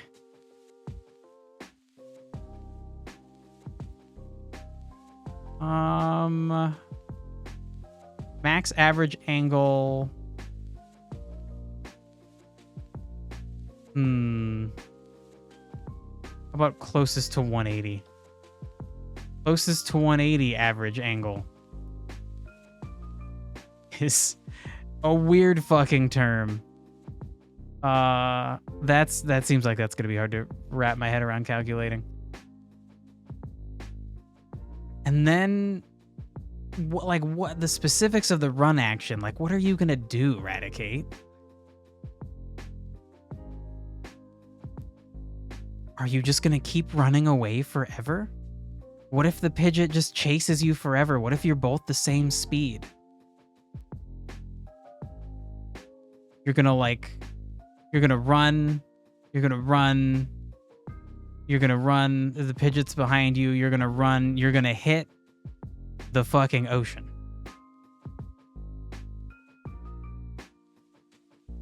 So at that point, trying to run in the ocean's a bad idea.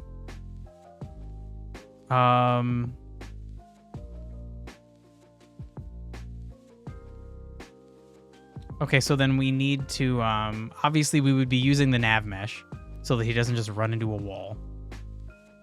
Um...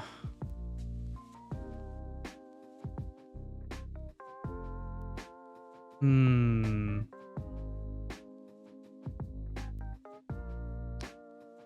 So we want the angles of escape to be close to 180, but we also need to prioritize actually having velocity. Okay. I realize this is not really the place to make notes, but I guess I'm outlining this in my mind, so I might as well put it here for now.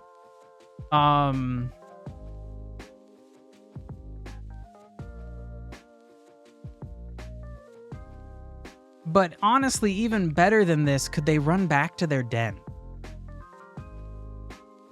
So we're going to skip threat evaluation, but I do think we'll call this a den run check.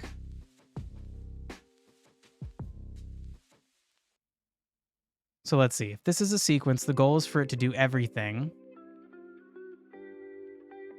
So then where would we put the fact we want to decide if Raticate could just run to his den? Because that's the easiest thing to do, right? If it's safe, he should just run right into his den. Even if he's gonna get, like, hit once or twice, but he thinks he could survive, if he's got a good amount of health, he should just run for his den. Even if the Pidgeot's, like, right here, don't run away, you fool. Just go right into your den. Go into your den, hang out, poke your head out, check if it's safe, poke your head back in. How do we do that?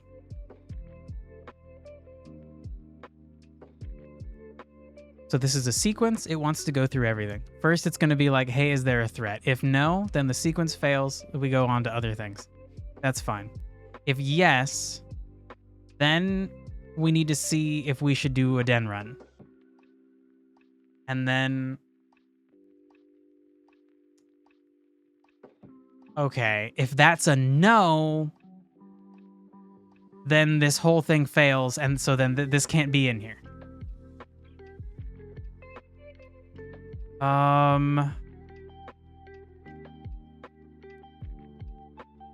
So then what we actually need is... I'm going to just duplicate you.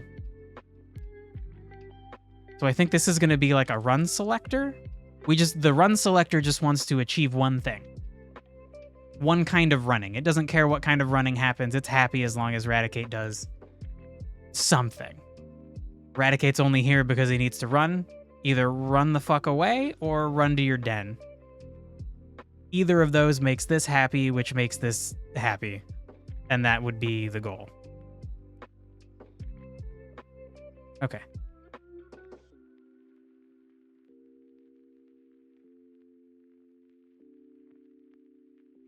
Shit. Right? Yeah, because then if you're happy, if you succeed, then that means this succeeds, which means the behavior tree succeeds because it's a selector, and it only wants to do one thing. Okay, so then it would be done. It would start again. It would look through things. Only if this fails will we go on to our needs, because the selector wants to complete one thing. That's perfect. That's exactly what we want. Okay, great. So now we want to connect this. It's so crazy to conceptualize the habits of creatures with a behavior tree. It's so cool that with a few simple, with the like a sequence, a selector, and then some leaf nodes, that check for things, some leaf nodes that perform actions. Like you can create the most like complicated interactions in nature, but it's so fucking weird to mentally formulate everything like that. Okay, so is selector the right choice directly? Because what we need to check if we can run to the den, and if no, then we just run. I'm gonna call this the just run action, as opposed to the den run. This is the just run action. This will be a den run check. Okay, because this is not formulated right, because we're still missing the fact that we're saying, like, can we run to the den? And if yes, then we want to run to the den.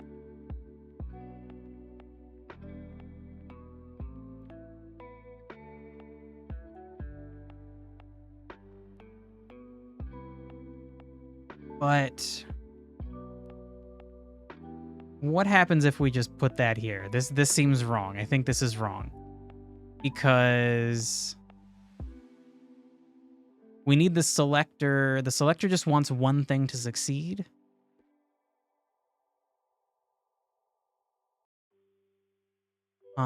Okay, hold on. So then if the den run check succeeds, then it's done. Shit. So we need to nest a sequence inside of this, or maybe the check goes up here. Hold on.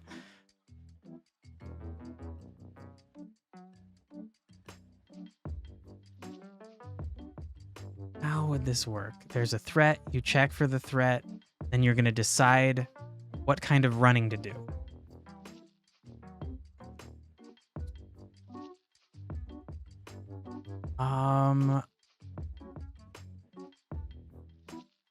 So then actually there needs to be a den run selector.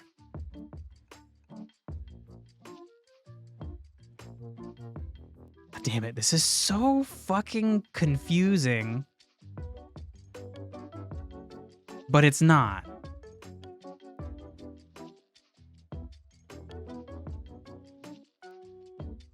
Okay.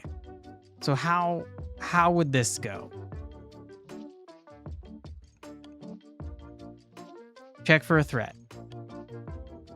This is part of a sequence, so like yes, there's a threat, so we move on to the run selector. The run selector just wants to succeed at one thing. Then we're going to look at the den run selector, which again, it just wants to succeed at one thing.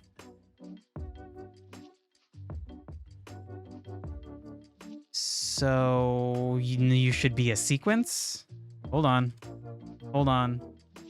Okay, so let's say you're a sequence. Now you want to succeed at all your things to satisfy the selector. So then you would check and be like, can I run to my den? And then if it's too dangerous, there's like 3 Pidgeots and a Charizard between you and your den. You're too far away. You've been eating berries too far away. You're fucked, buddy. Then this is a no. Well, okay, the den run check is no, I can't run to my den. It's not safe. So then this fails. So this is a no. So then this selector says go to the next thing. Just fucking run, buddy. Just like run for it. Okay. The other way. You need to run somewhere. We're looking for one success. We check the den run sequence. The den run check is run. And it says, yes, actually, you can run to your den. You might get hurt, but like you're going to make it. And so then we do run to our den. And so then this succeeds because both of these succeeded.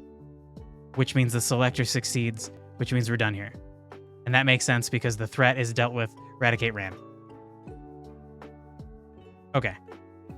So this will need to be expanded if the creature is willing to fight. That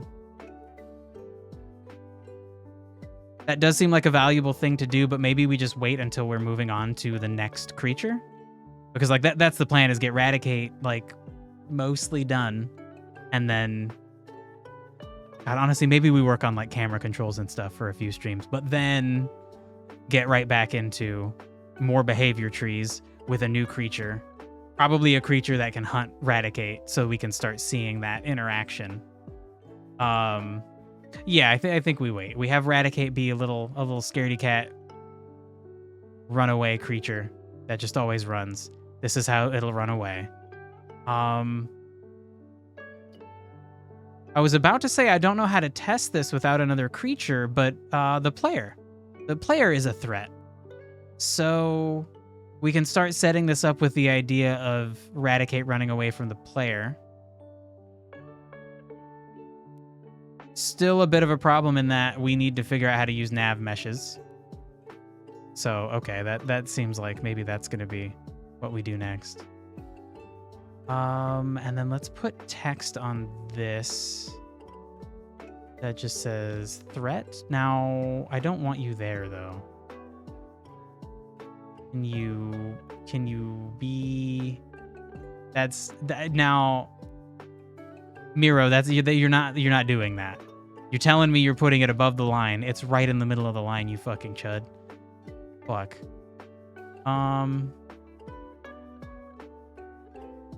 I just want to see is this just not the right... All right, whatever. We'll just leave it.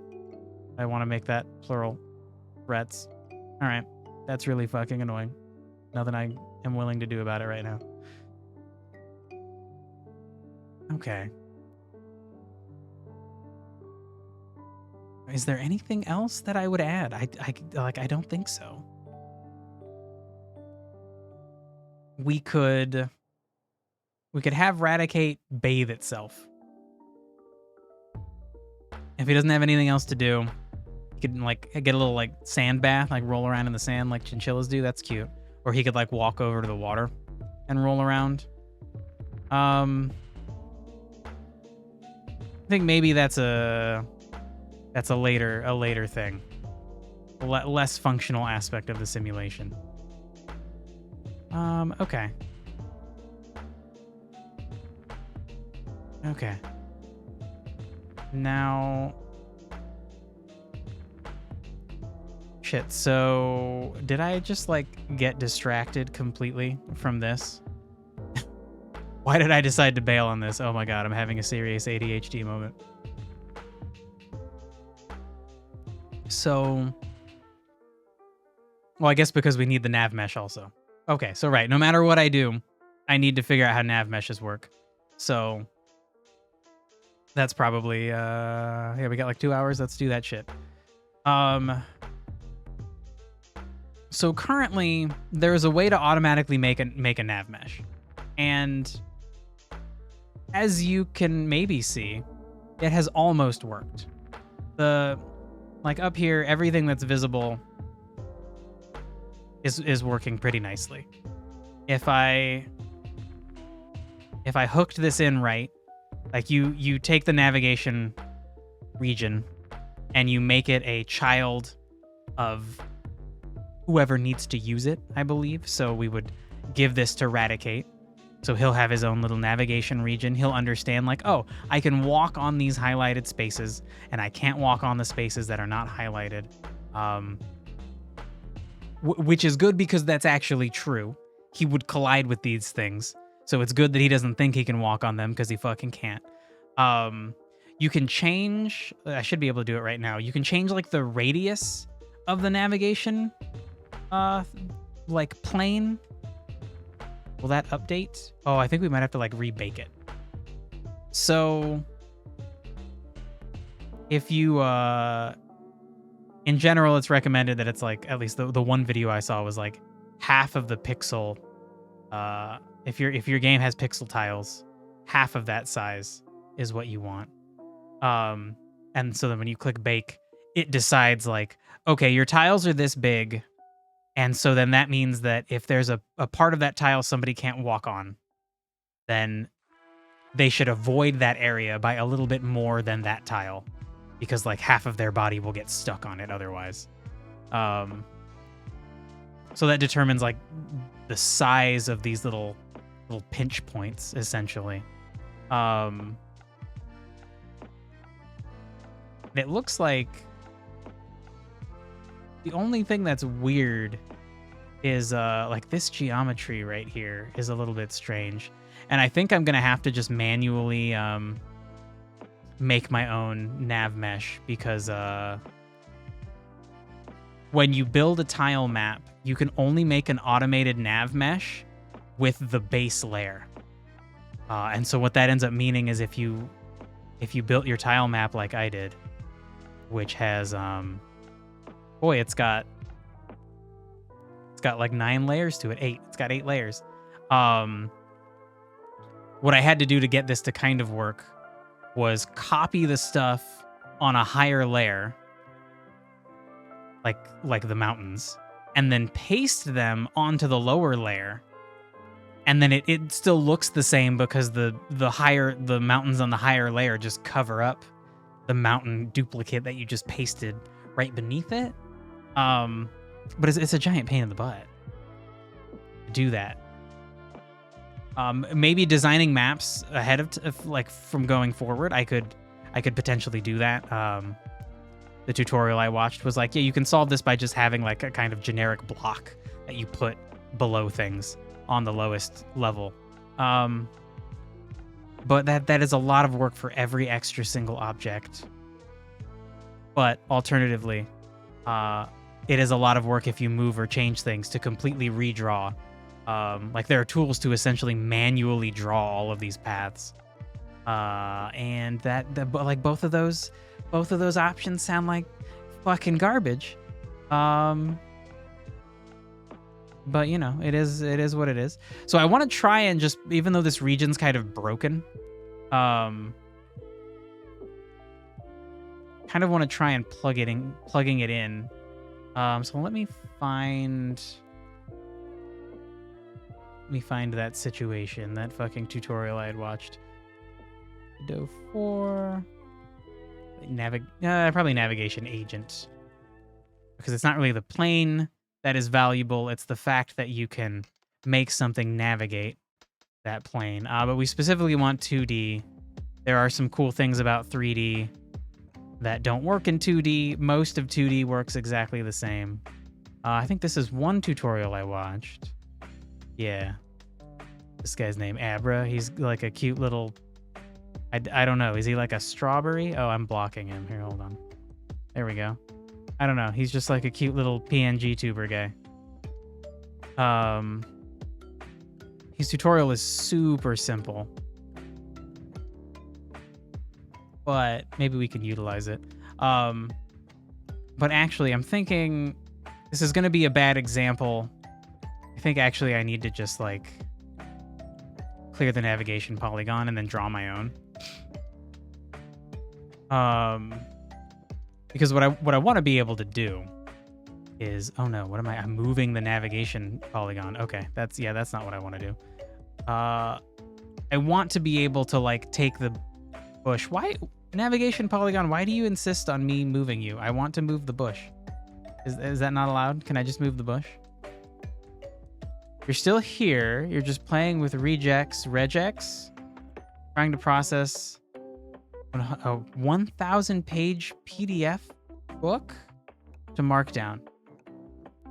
What? That sounds not great. That sounds like something it would be nice if a computer could do. So anyway, I wanna move the bush up here, and then have Radicate go up there to get food. So I think I just need to draw my own navigation situation. Regular expressions. What? Do what?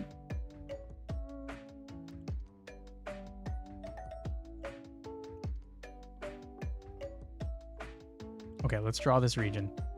I think we just use this tool, create points. What is this one? Edit points, yeah, okay. So,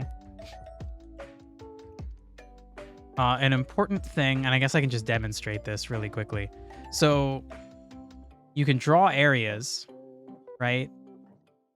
Oh, wait, why didn't you just bake it inside my area? Okay, all right, buddy. That's interesting. You know what? Let me just start over. Maybe not. That was weird that it didn't just use the points I had drawn. So anyway, you can draw a square and it should fill this in. But okay, yeah, so for some reason it is still trying to automatically do things. I swear I had to press a button over here. Oh, maybe it was like I'm telling it to group things differently rather than to use like the nodes that I've set up. Okay, yeah, we'll just start over. Because this didn't quite work out. And actually, yeah, you can just be hidden, because what we want to do is we want to put this under Radicate. Yeah, I think so. Shit. Oh, Dirk has a link to regular expressions. Oh, that is what regex is short for. Okay. Sequence of characters that specifies a match pattern in plain text.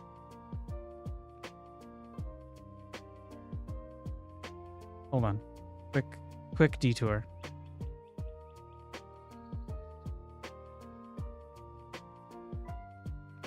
What? Usually such patterns are used by string searching algorithms for find and replace operations on strings, or for input validation. Regular expression techniques are developed in theoretical computer science and formal language theory. Blue highlights show the match results of regular expression pattern R A E I O U plus G. Well, slash R A E I O U plus slash G. A lowercase r followed by one or more lowercase vowels. Whoa, cool.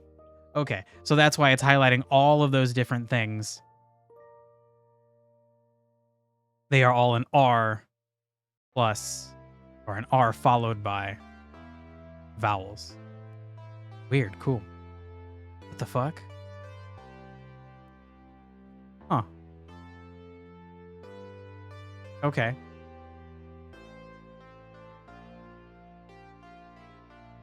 You're trying to use that to process a 1,000-page PDF book. And then you're trying to like, because Markdown is a specific type of like formatting, right? Like asterisk is like bold or something. The thing the computer's actually doing. Okay. So why do you need to put a PDF in Markdown? Why can't you just use it like it is?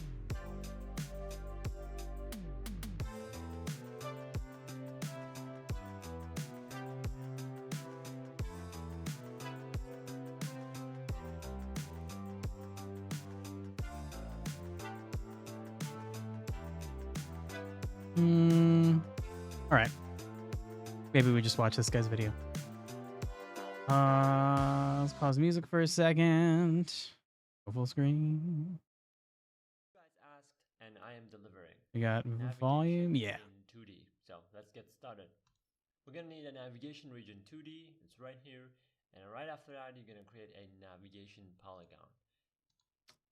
And now, right here, we get a bunch of buttons. Now, navigation in 2D is a little bit different than navigation in 3D. In 3D, you can just bake the nav mesh and that's it. But in 2D, you have to manually create an area where the navigation will be happening. So what I mean by that is when you click on create points and then you click on your screen, you'll see that there's a point. And then you keep clicking until you're satisfied with the area. All right, so let's do that. So music bag. Oh, you want your book as Obsidian entries. Cool. Okay. All right. That makes sense, I guess. Also, I started using Obsidian. Everybody who said that it is like not good at being a wiki are the dumbest people in the world. It's like literally you learn 2 commands and you're making a wiki. And like it's so nice and easy, like, oh, and it auto saves. It's like what? I haven't figured out how to make tables, but I found a place where you can just like copy a bunch of like code and like paste it in and it makes a table. And like they doesn't look great, but like I'm like 2 steps away from making it look like a wiki article with the little like organization link table on the side and like pictures on the right on the other side. I don't know. You can just right click and insert table. Oh, maybe you can. I don't know. The a video I was watching about a different a theme that makes it look like a I was looking up different themes and somebody was like, here's a cool theme that you can use. And here's like a bunch of different tables that you can use with it. But I don't know. I'll figure it out. Once I realized it worked like a wiki, I started just like dumping info into it, and then I'll make it look pretty or not. Really, I just need a place to put info, you know? I just need a fucking functional wiki. Why do I have a navigation agent 2D attached to this right now? What the hell? Radicate, what was I doing? Weird.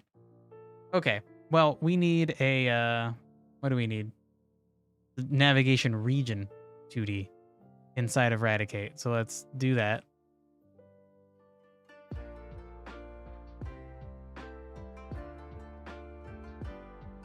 And then, I don't know, I kind of want to put you at the top for some reason. Seems important. Seem important. Okay, so then now the problem with this is if I make a polygon, I want to be like out looking at the world. But then I can't see the navigation agent 2D thing over here. So shit.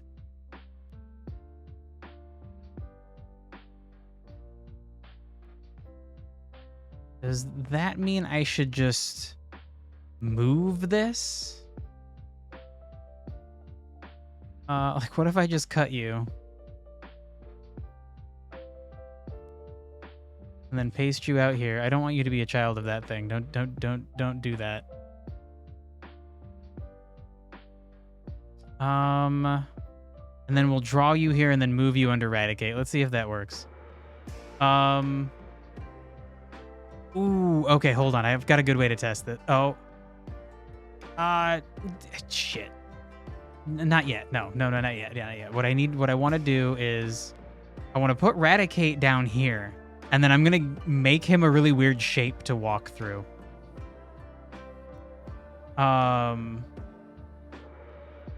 So, okay, let's...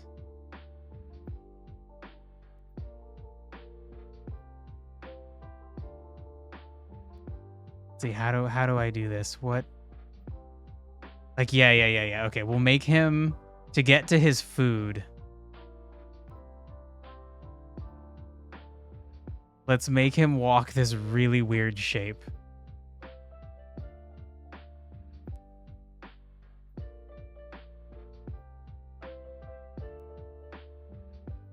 Okay, so he should still be able to get to the bush, but he's not going to just go in a straight line, hopefully. Once we put this all together. Okay, so back to the video. Oh, no, you can't just keep minimizing things, bro. Okay, so let's get Godot back up. Let's get him back up. Pause music. Is gonna be the area where the navigation agents will be able to calculate paths, basically. And then I close it, and now this is a navigation region. Keep in mind, the pathfinding will only work within this area, so this points that you create should cover all of your level. And then next, we got a character body. It has a navigation agent 2D, and it has a script attached to it. So let's see. This is basically the same code with the 3D. We got our speed, acceleration, and direction and velocity, and then we use move and slide to move it. I mean, the way you move your character depends on your case. It doesn't really matter how you move it. What matters here is you set the navigation target position, and then you set the direction to be the get next path position. And the rest is up to you. How you want to move your character is your choice, basically. Okay, so yeah, he just moves it with the mouse, but... Okay, so he has a variable that is the navigation agent 2D, and it's just this one that's in here. Okay, that's fine. Then he sets a variable. He makes a variable called direction, makes it a vector 3.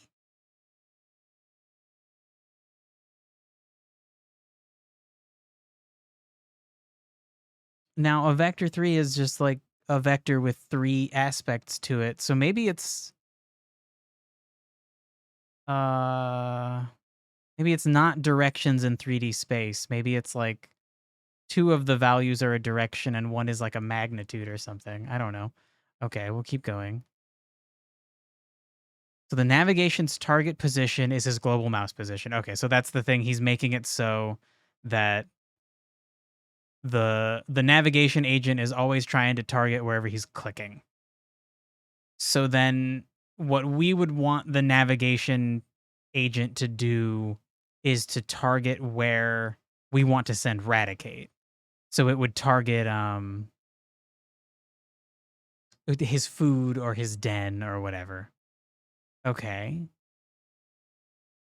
And then he sets direction equal to nav.getNextPath position. So we're going to be using that because that looks like if you give the navigation agent 2D a goal, then it will give you a path position. It will be like, okay, you want to get here? Your next step to get from where you are, to get the whoever is my parent, the next step to get the enemy from where it is now to where you are telling it to go is to do this. Take this little tiny route. I'm assuming it's going to be a bunch of little straight lines that eventually all add up to following a path. And then he normalizes the direction. Oh shit, actually before that, he subtracts global position?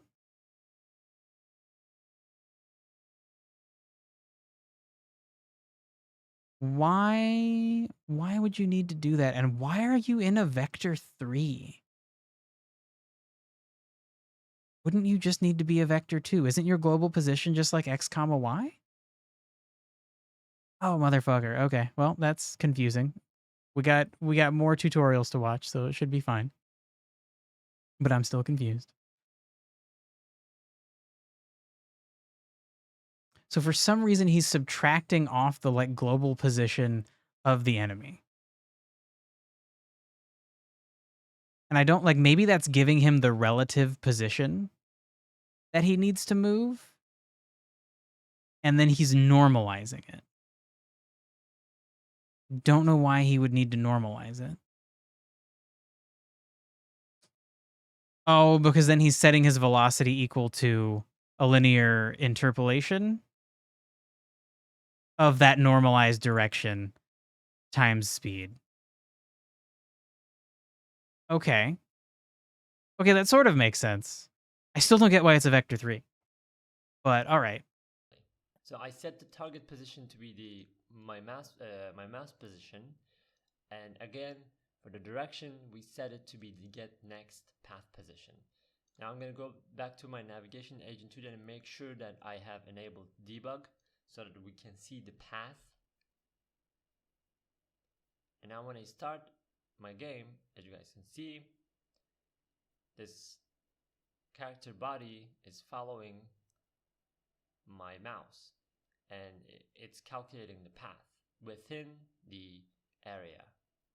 The pathfinding is like happening on the edges of the polygon, and if you don't like that, you can go to your navigation agent, go to path post-processing, and then change the setting to be edge centered. Cool. Definitely want that. Now when we run, this will result in a better pathfinding, in my opinion. And this is pretty much it. So thanks for watching. I hope this was helpful. Don't forget to subscribe and like. Thanks a lot. Bye-bye. Cute. I don't mind him asking to subscribe at the end. I don't, generally, if you're gonna ask people to subscribe, ask at the end. It's crazy when you go to a tutorial and that someone is like, "Did you guys know that like only like 10% of the people that watch my tutorials are subscribed? You should subscribe." Like, dude, I've never seen your tutorial. I don't know if it's good. Also, like, I don't want to subscribe to people who make Godot tutorials. I don't know if I'm gonna need that. If I need it, I'll find you by searching. I would think. From my mindset, and I have thought about making tutorials for things. I don't know. I don't fucking. It seems weird. Okay, so I guess let's play music again. Let's go look at what we have. So we need to bake this. Okay. And then what was the right? It's the navigation agent that has the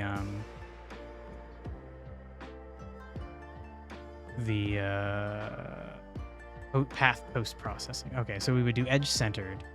Now, I think getting this functional is going to take a giant amount of effort because we're not just trying to move it where we're not just trying to move Eradicate where our mouse goes.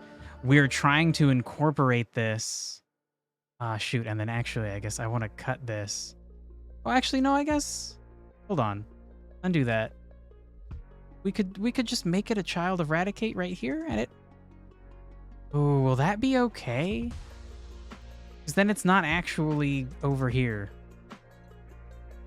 It's just a child in this scene.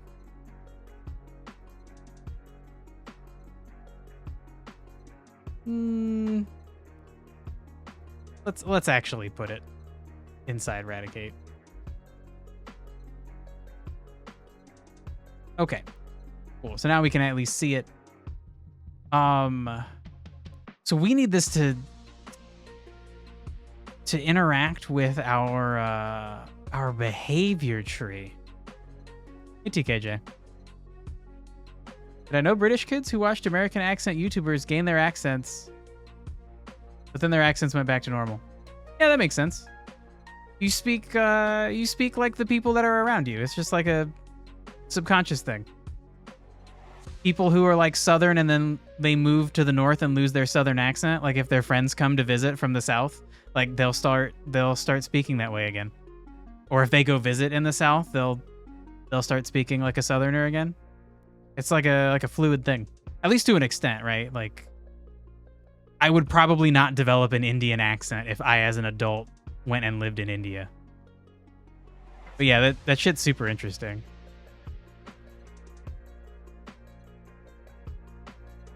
And it also happens with like vocabulary in general. It's funny when like one of my friends suggests that another friend watch something, and then they start using words from that thing, and then like we can all tell that they've been watching it. Sometimes it's a very intentional joke. Like, shit, what's the Clockwork Orange? There's a really weird movie with really weird slang in it. I think it was also a book called Clockwork Orange. And it has some silly ass fucking slang in it. That's like if somebody says it, you're like, oh, you've seen Clockwork Orange. You don't know why you started saying y'all. I say y'all and I'm not Southern. I think it's just it's a good word. It's functional. Saying like you all or everybody, like that's a lot. Y'all is just quick and it means an obvious thing. You know?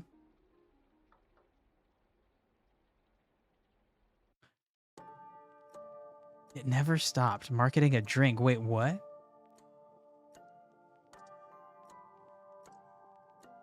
Do what now?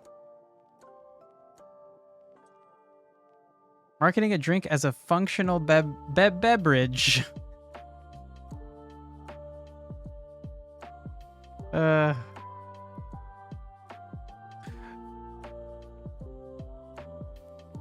Marketing a drink as a functional beverage is funny.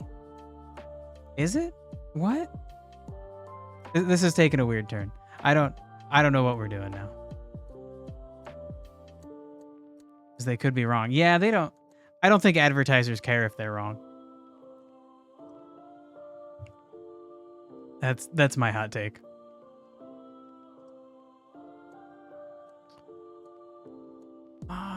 Okay.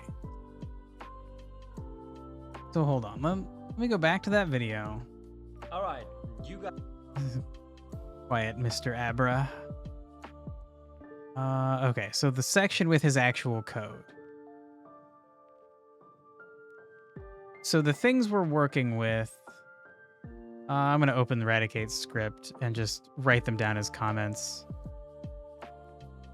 Oh yeah, right, Eradicate needs a sniff box. Eradicate needs a nav agent. That is what we're currently working on. First nav agent, then sniff box. Okay, so the specific commands or lines of code that this guy is using.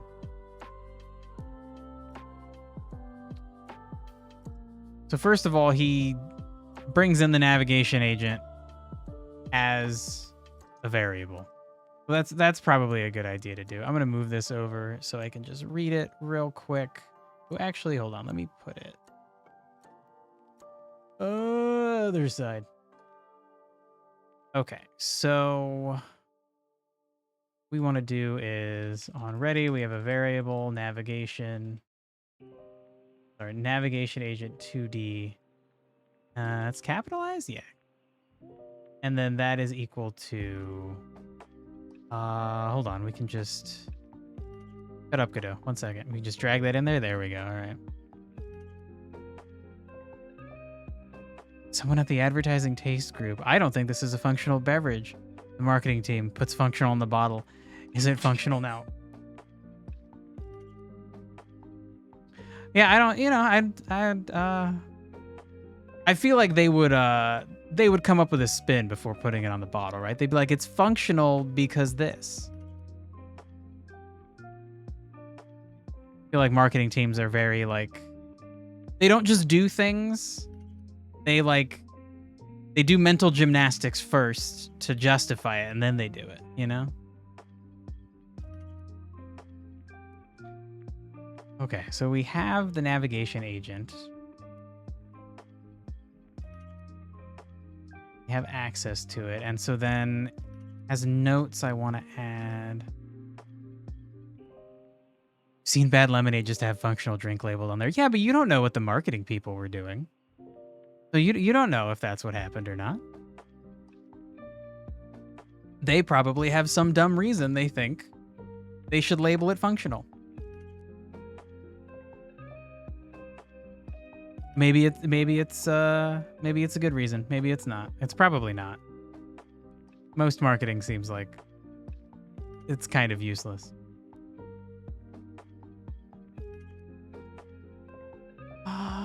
So we have, it's nav.target _ position. And then also nav.get next path position. You can do it! Oh my god. Thanks for the good luck. I'm gonna need it for this. See, oh my god, you're out. Okay, bye TKJ.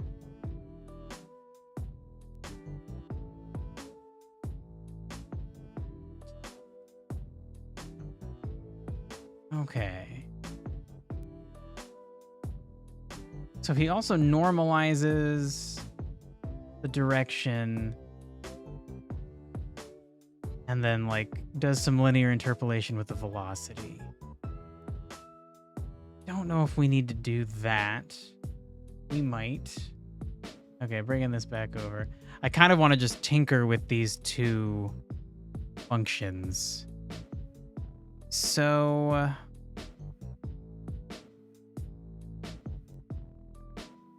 okay, so the target position, like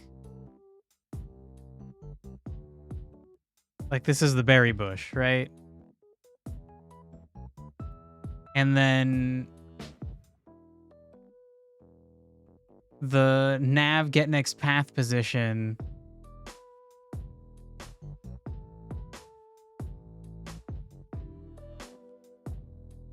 like this is what's this is what's moving, like this moves Radicate. So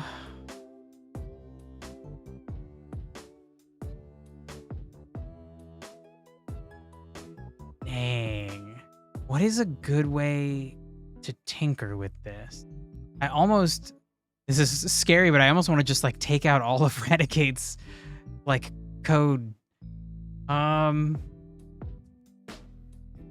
Okay, what if we duplicated Radicate, deleted lots of stuff out of him, and then... No, God, maybe that's not a good idea. I want to get this like functioning so I can understand it, but maybe that's not the right way to do it. So what would we have to do? We would need to change how the tree functions. So needs check would be fine. Fatigue check, hunger check, thirst check. All the checks are fine. It's when we finally try to go somewhere.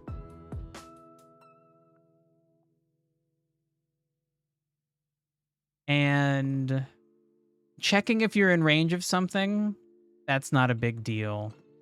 It's gonna be specifically moving toward that thing.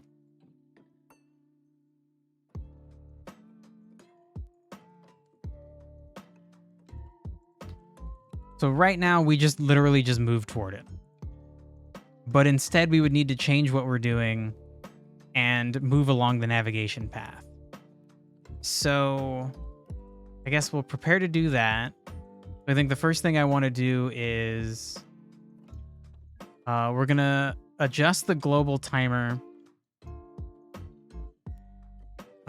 so that Raticate's hunger is increasing, because we made this silly little navigation plane to send Raticate to his food to see if he'll walk that weird path rather than trying to draw a straight line. And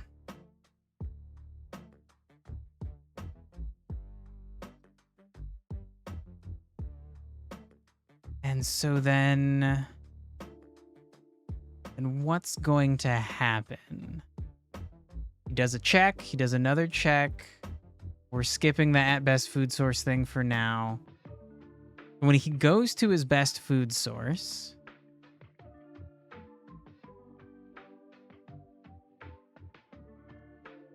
he changes his position by moving toward the food source. So, how do we use the nav target position? We would have to set it. Okay.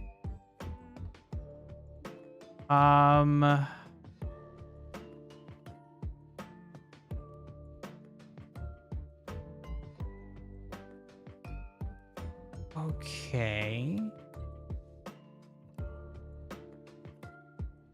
So where would we actually do that? Probably the best food source check.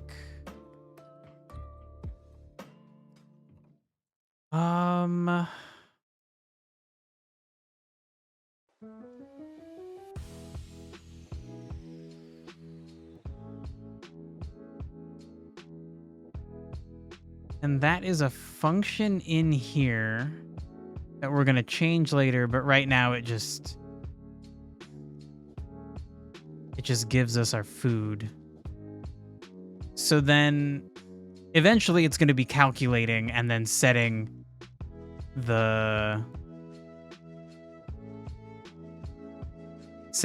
prop target.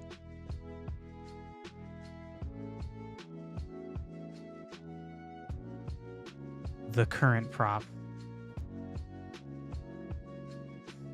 Actually, shouldn't it be setting the target prop? Oh my god.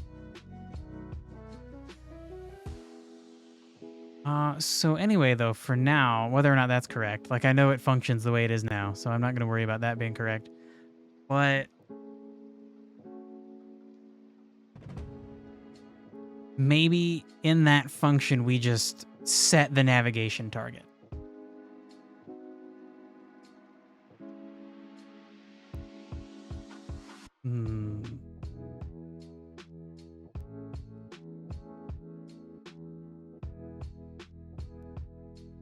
Also just do it in here?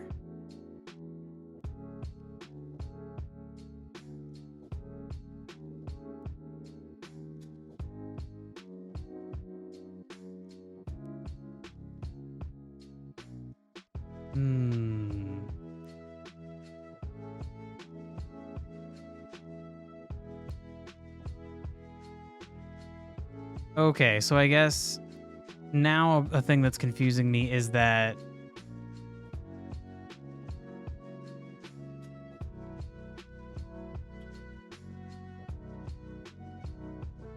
if we need to call a function in the Blackboard that belongs to the actor, it's always just actor dot a thing.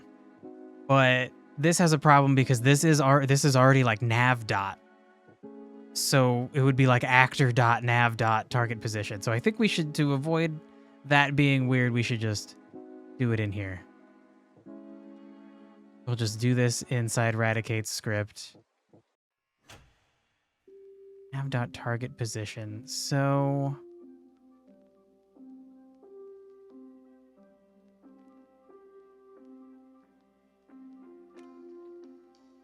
what?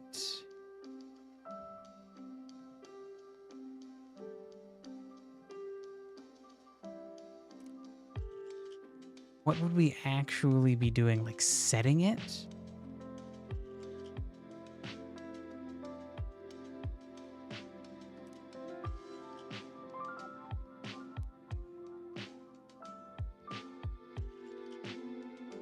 So yeah, he's just saying the navigation's target position at any time.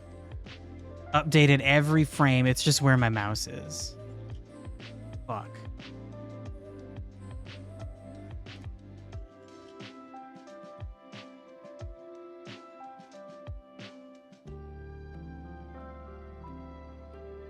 And so...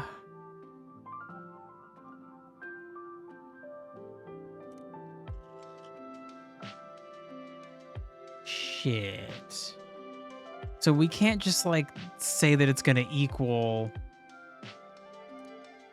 like the current prop position, right? Like it's not happy about that because this is like a vector 2. It's not just, hold on, what did it specifically say? It was like you're using a vector 2 as a function.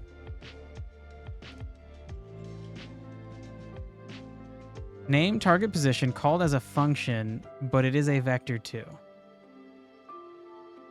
Shit.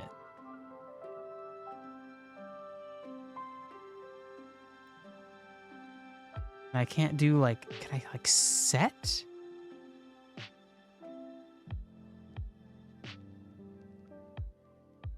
But can I set you equal to the current prop position? That's what I want. I just want you to be fuck. Okay. You know what? For now, my God, there are so many variables. This has got to be like baby fucking steps. So maybe we just set it up here.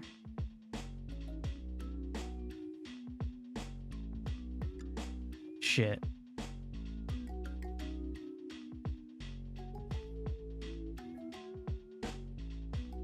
And like, I guess I don't need to declare you as a variable. Like you just are, you are a variable that's part of the navigation agent.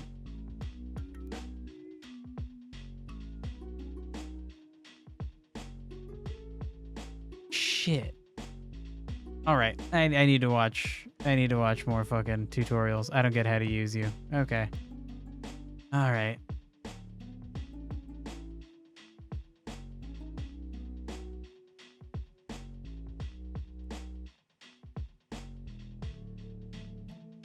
What if I, okay, hold on. What if I put you in the physics process?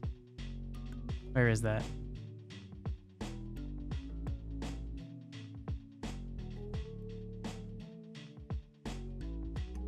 And then I just set you to, I guess let's try target prop dot position. And you're just not happy.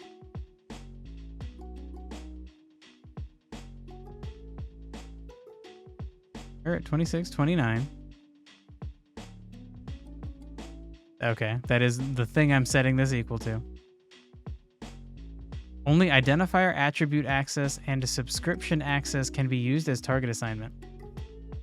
Okay, well, I'm not going to understand that anytime soon. Interesting.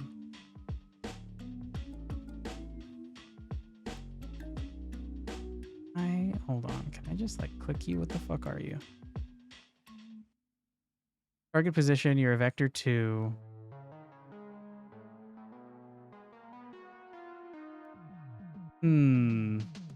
Set underscore target underscore position.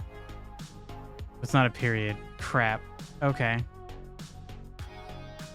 So then fine, let's try that. And yeah, it wouldn't need to be updated every fucking moment, so we can put it in with the best food thing. Shit.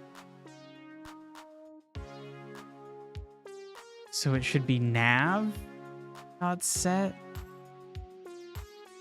target position equal to, no, it was not. Fuck. Oh, right, it's supposed to be you're like doing that? Okay. All right.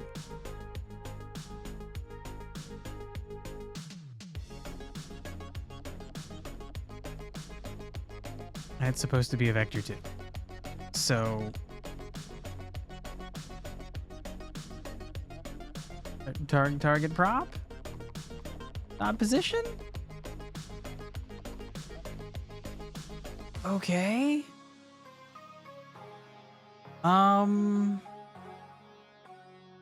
Let's just print that.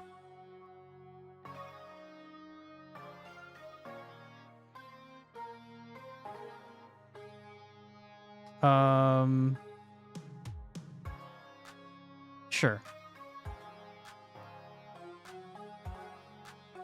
Will you work?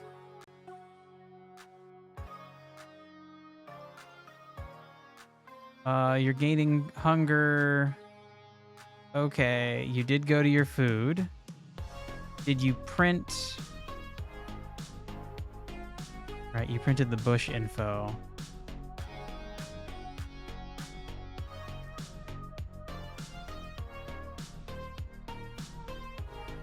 Okay, so I think I might not actually be calling this check currently. Hold on.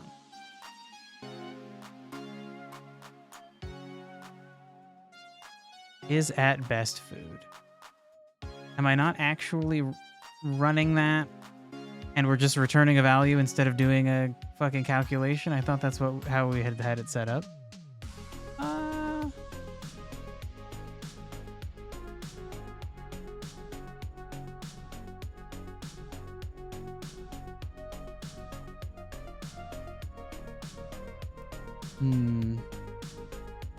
You're sorry you're not that distracting today. That's okay, Derek. You do you, buddy.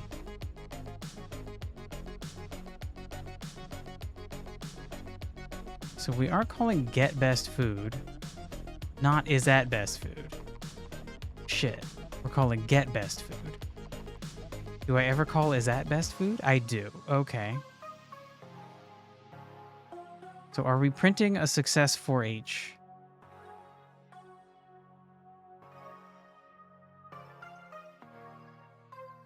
No, oh, right. Okay, shit. I remember this from before. We're only printing a fail for H.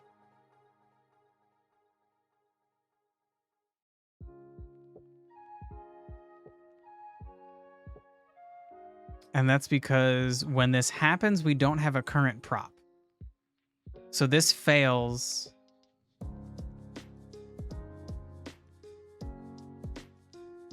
Shit, interesting. That's really weird. Yeah, actually, that I don't think that should be that way because before all of this...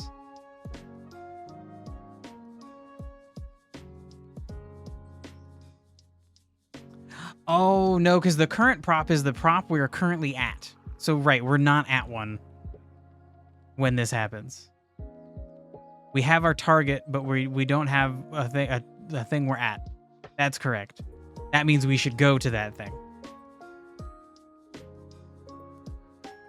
And it's only once we're in range of that thing that it becomes the current thing.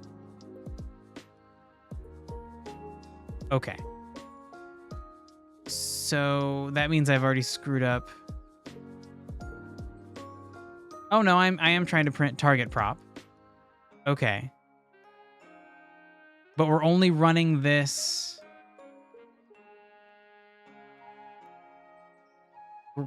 No, if we run it at all, we should get that printout. What the fuck? Get best food.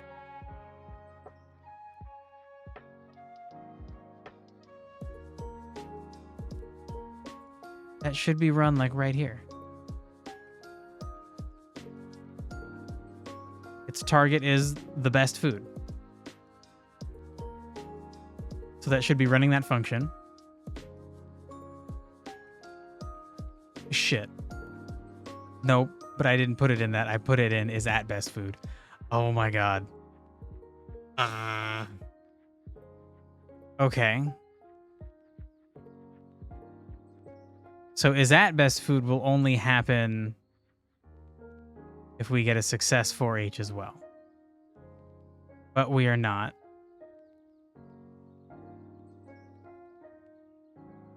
And why not?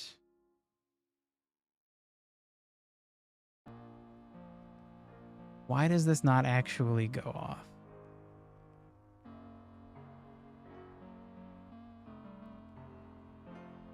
So that is the only way for this to succeed? Right, that thing will only succeed if we just like plop eradicate on top of it.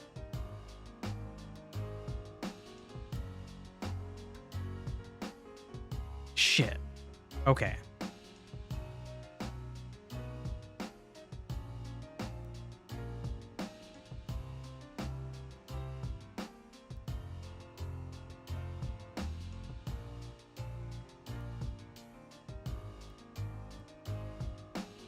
Okay. So we do print success 5H, but that's only if we've gone there. Shit. So then, God, where should I put this stupid thing?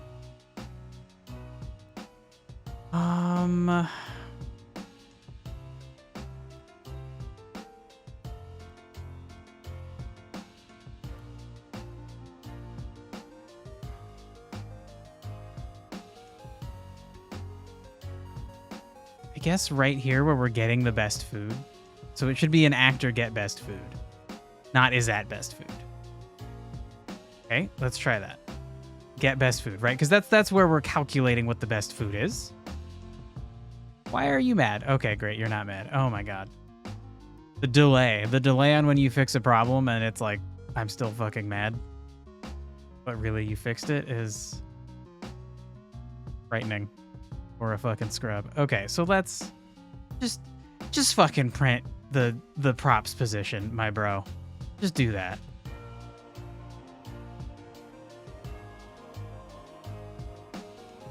Fuck. Oh no.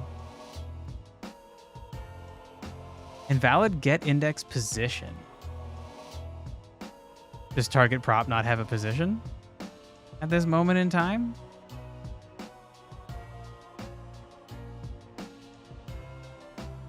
Shit.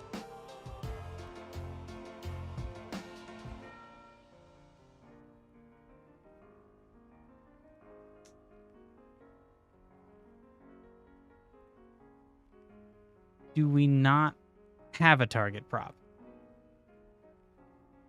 Are we defining that right after this?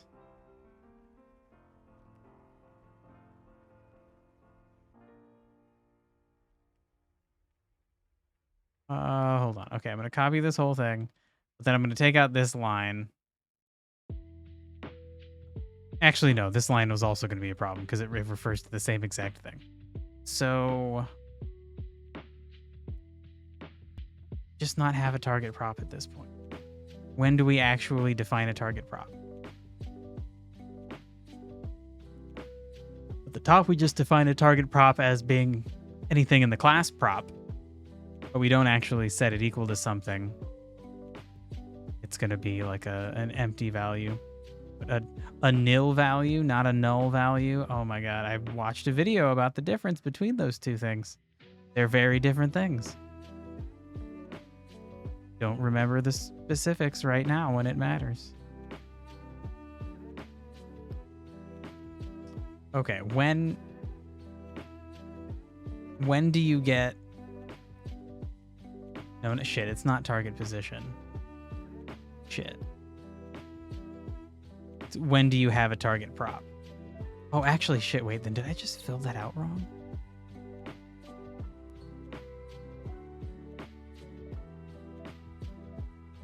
No, it is. It's target prop position.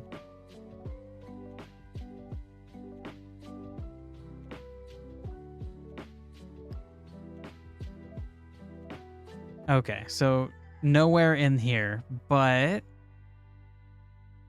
at one of these we should be.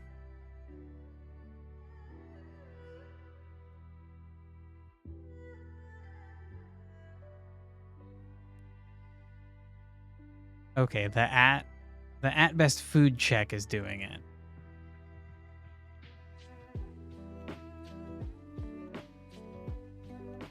Setting our target prop equal to our best food source.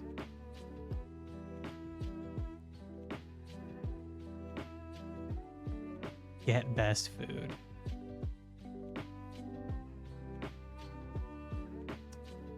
Okay, so then, nah, that's very silly of me. Like, right before I define the target prop, I'm asking for its position. God, could I just do it after? That feels wrong.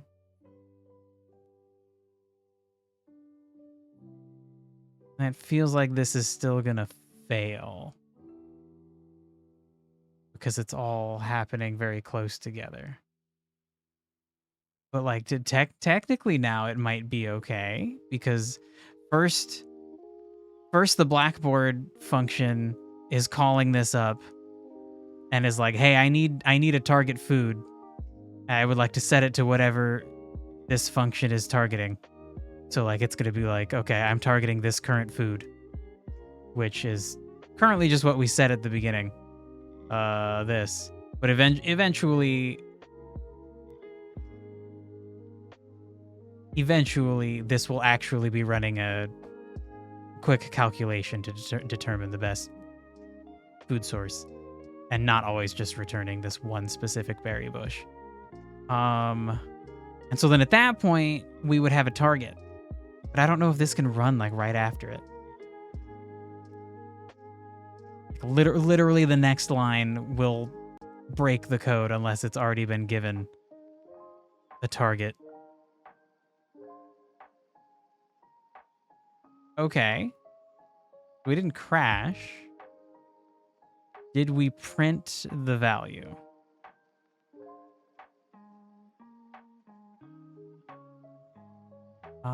Shit. It would have been printed like much earlier. Oh my god. Like it should print right after failure 4.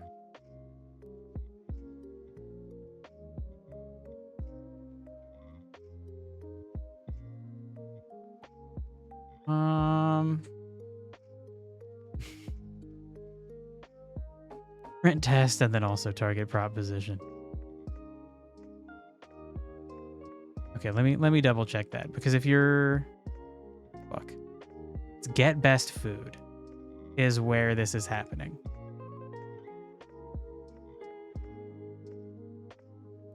So at the beginning of this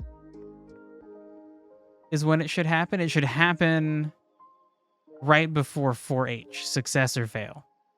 So it should happen like right in here. Oh crap, does a function ends once it returns a value, right? So then this just never happens. Shit. Okay, I need to find somewhere better to put that. It has to come after this happens, but it can't come after this happens in the function because I think then the function is done. Fuck. Okay, where's a better place to put this?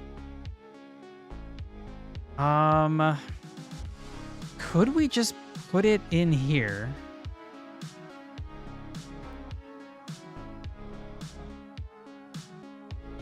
This is what I didn't want to do, but if we just put actor dot, it might be okay. Because then it's like you're making the actor do it? No. No. Target prop not declared in the current scope. No, shut up though, but like, no, I'm saying if the actor do it. Fuck. And the actor knows what the target prop is. Okay, so we need a place to put this in the actor script, in Radicate's script.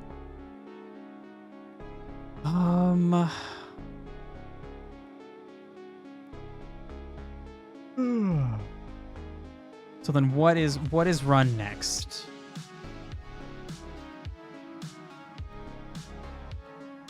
The part where we actually tell it to go. Well, we definitely need a location before we tell it to go. Oh my god, I could just have a function that's like navigation target.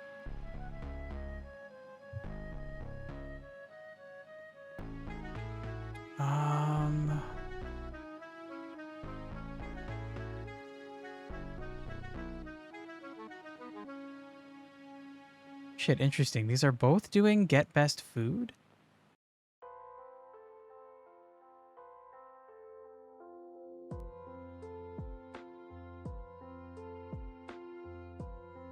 Is that really necessary? We already set it.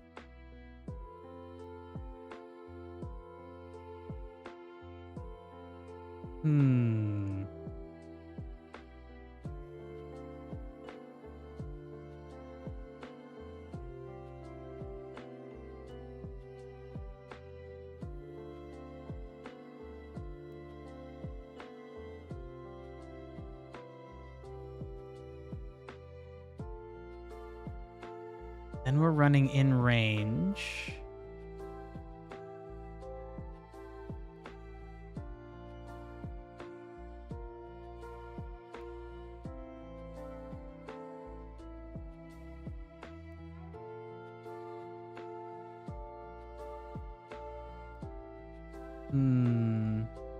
We return running when we're actually going there. And then I don't think we ever see success 5H. Oh, we do see success 5H, but it would be too late. We can't put it in there. Or I guess we can't put it in a function that's called in here. Shit, yeah, maybe I just make a new function for the sake of making this work. Radicate's fucking code is getting... It's too much. There's too much fucking going on here.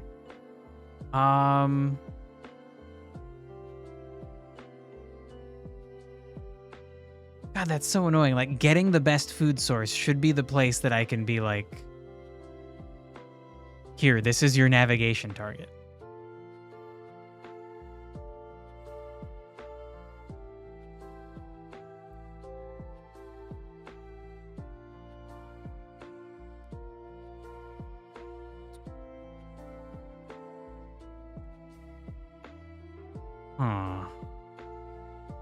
Am I looking at this wrong? Is there a way to actually do this in that area?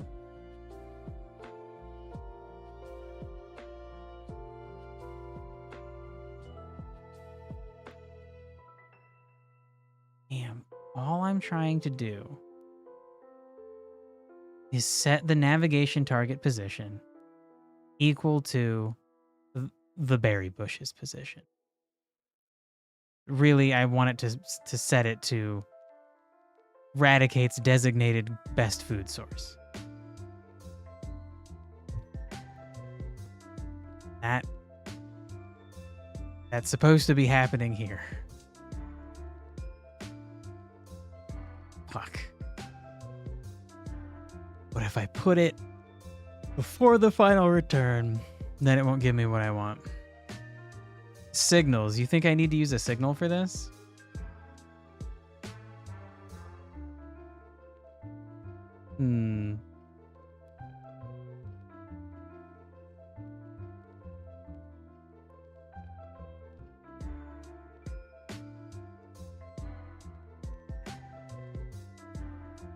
I don't know if I actually need to use a signal. I think it's just the weird way.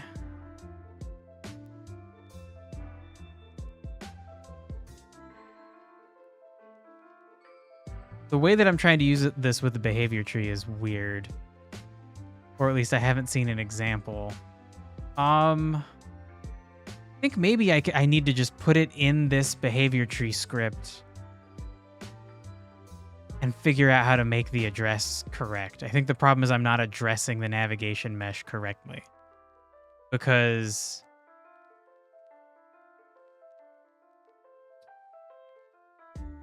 hold on, like what if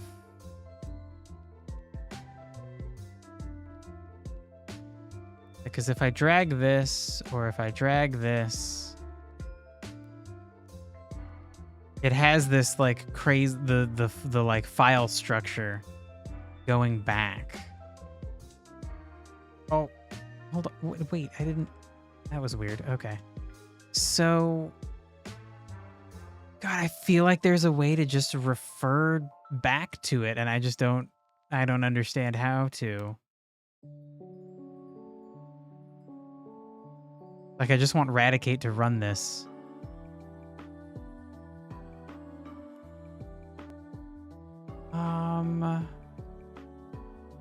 Yeah, let's just make a fucking function.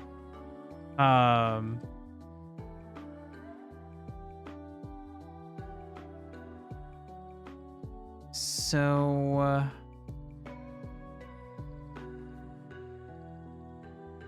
where would I do that? Because we get the best food, and then it's after that that we have a target prop. So let's make a function that's like set navigation target maybe.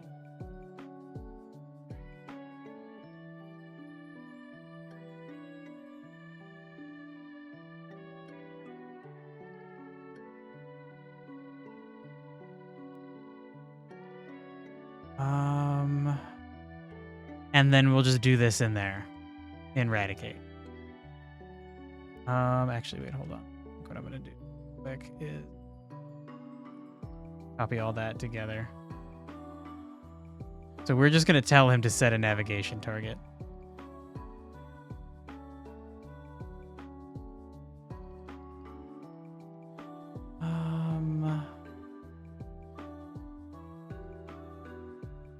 Yeah, fuck it. I'll just put it at the very bottom. So we want this to be a function. Let's set navigation target. Colon. And all that we want to do is do nav set target position. And we are going to set that the navigation's target position to the target props position. I have no idea if this will work. I think it's going to be mad at me. But if the order works out, it might work.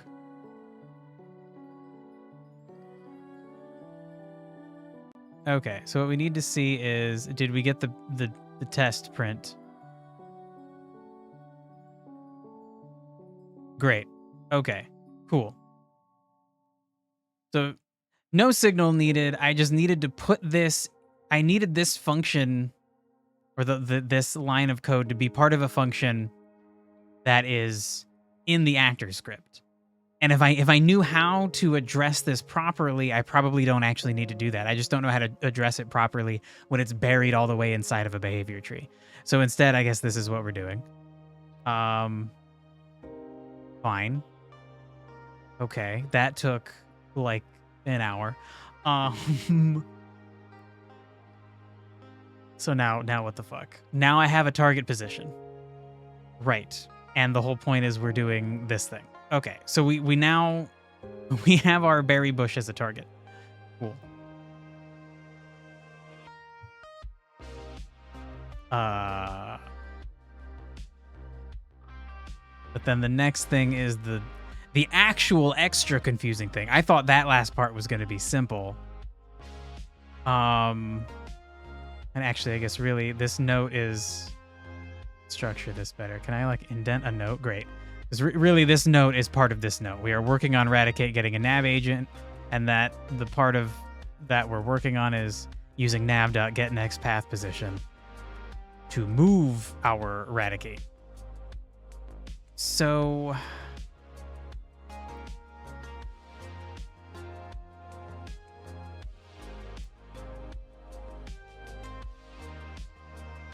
okay.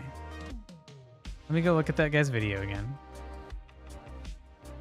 Maximize for maximum size.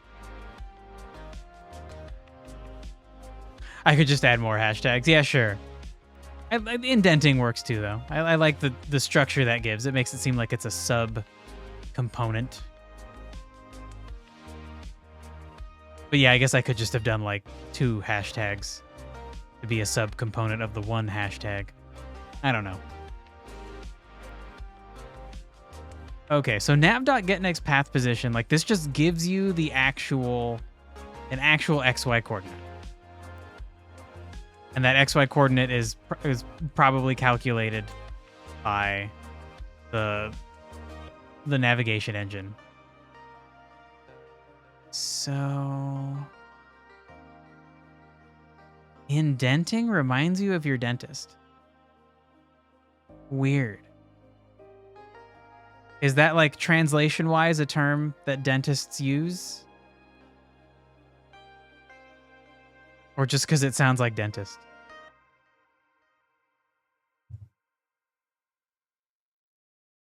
Indenting. Okay, yep, yeah. All right. I got there.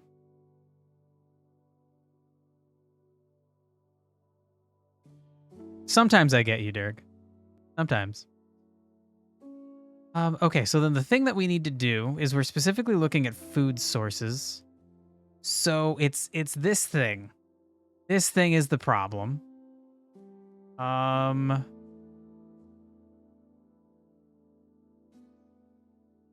And I guess actually I should go back and look at Eradicate. Shit. Okay, so this is another situation where it's nav dot something. So I'm not going to be able to put this in the Blackboard.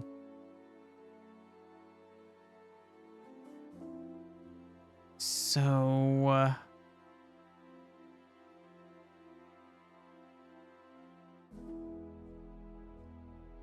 so what if we move it toward that nav position?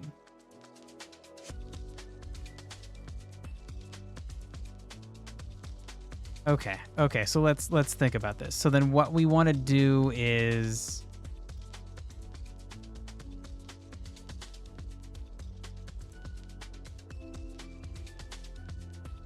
shit. Okay, so this is an XY coordinate that we need to be updating.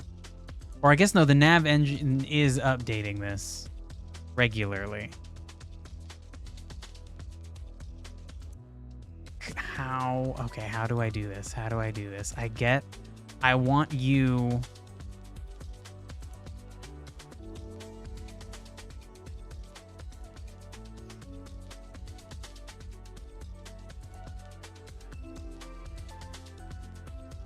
to focus on not the prop position, but the nav position. So this probably won't work.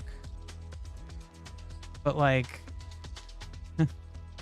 what if I just put the like actor.nav situation? Are you okay with that?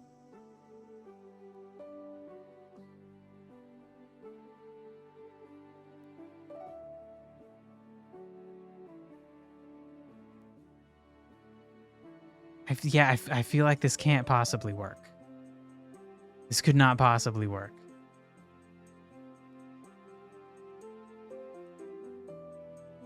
We're moving it toward, instead of moving it toward the berry bush, we're moving it toward the next position on the navigation path that leads to the berry bush.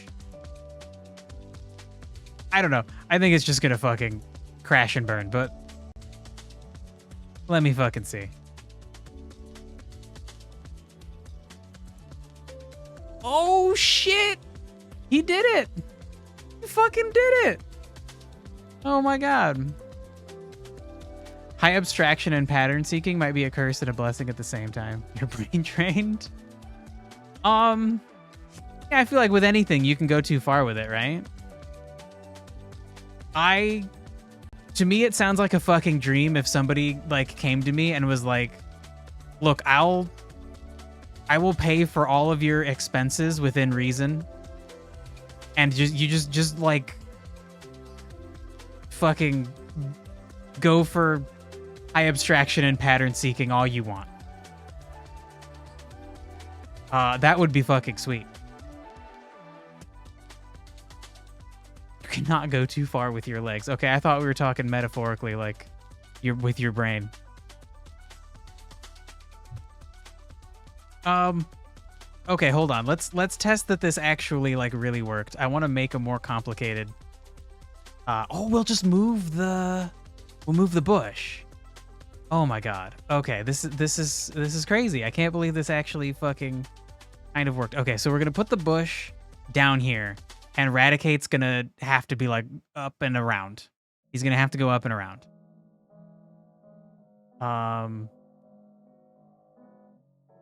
Fucking go. Let's fucking go, dude.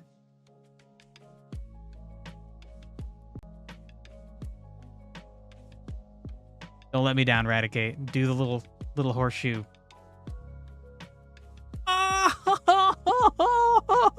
Oh, fuck yeah. Oh my god. Okay, holy shit.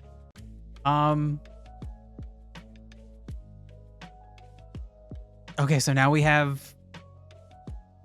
we can just plug in a new navigation mesh. We could just make one that actually matches the island correctly.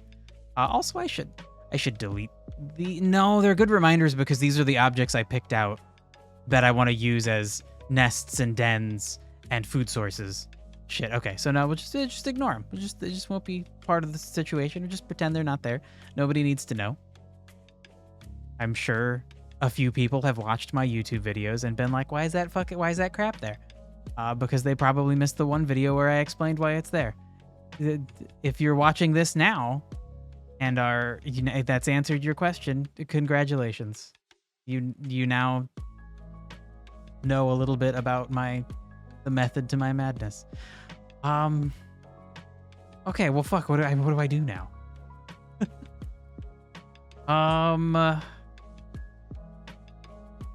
Okay. Oh, you found me from YouTube? Sweet, dude. Yeah, I think you may have mentioned that.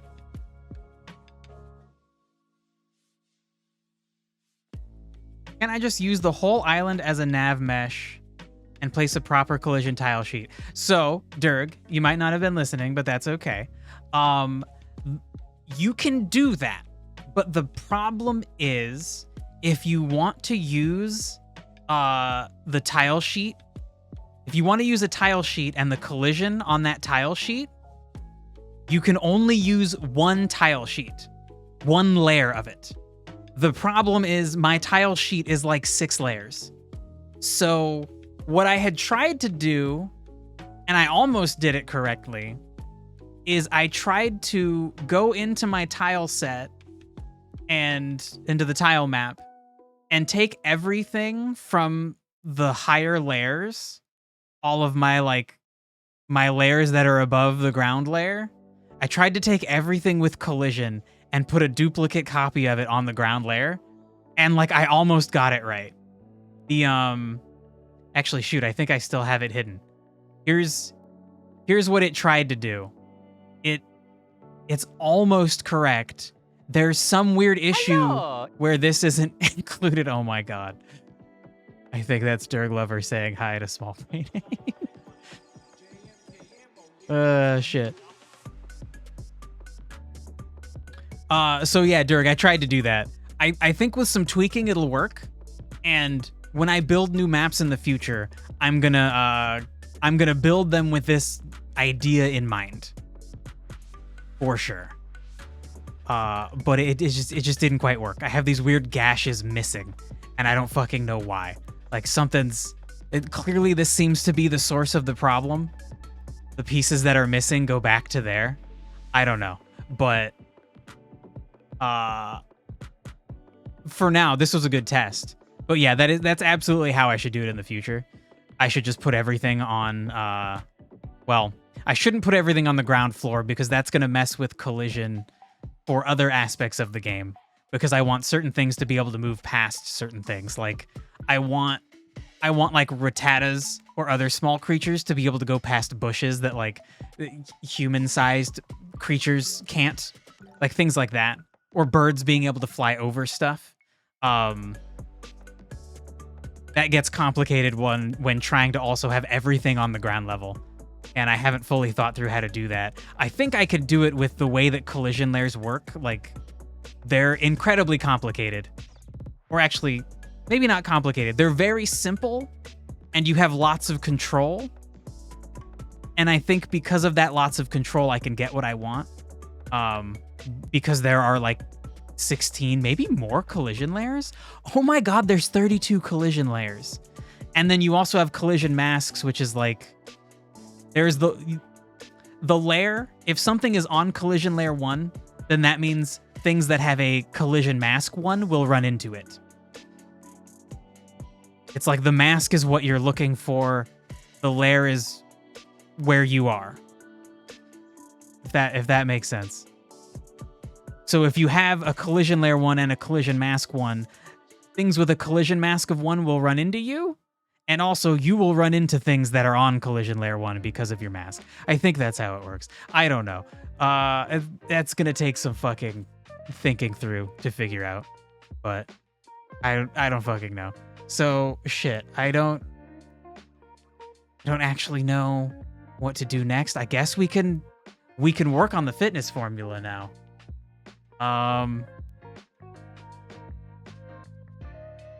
Yeah, sure. Okay, so before that, let's make Raticate eat the berries. Maybe. Let's conceptualize that. So currently, this is just some very simple bullshit. Where there's a timer. There's a timer that goes up, or sorry, there's a timer that ends, and every time it ends, Raticate gets hungrier. But then, when Raticate gets too hungry, he walks over to a bush. And then when he's on top of that bush, he stops getting hungrier, and another timer starts, and that lowers his hunger. And that's currently what's happening. But what we actually want is we want Raticate to check if there are berries on the bush. So go to the world. So we need this bush to have berries. It needs a variable where it counts how many berries it has. And then it's going to need to send that signal to Raticate. Not only for the sake of him sniffing to find dense food, but also for him, once he gets there, to be like, hey, can I eat a berry off of you? And maybe between him sniffing it and getting there, all the berries were eaten, or the player took them all, because the player's a dick. Fucking making the Raticate starve.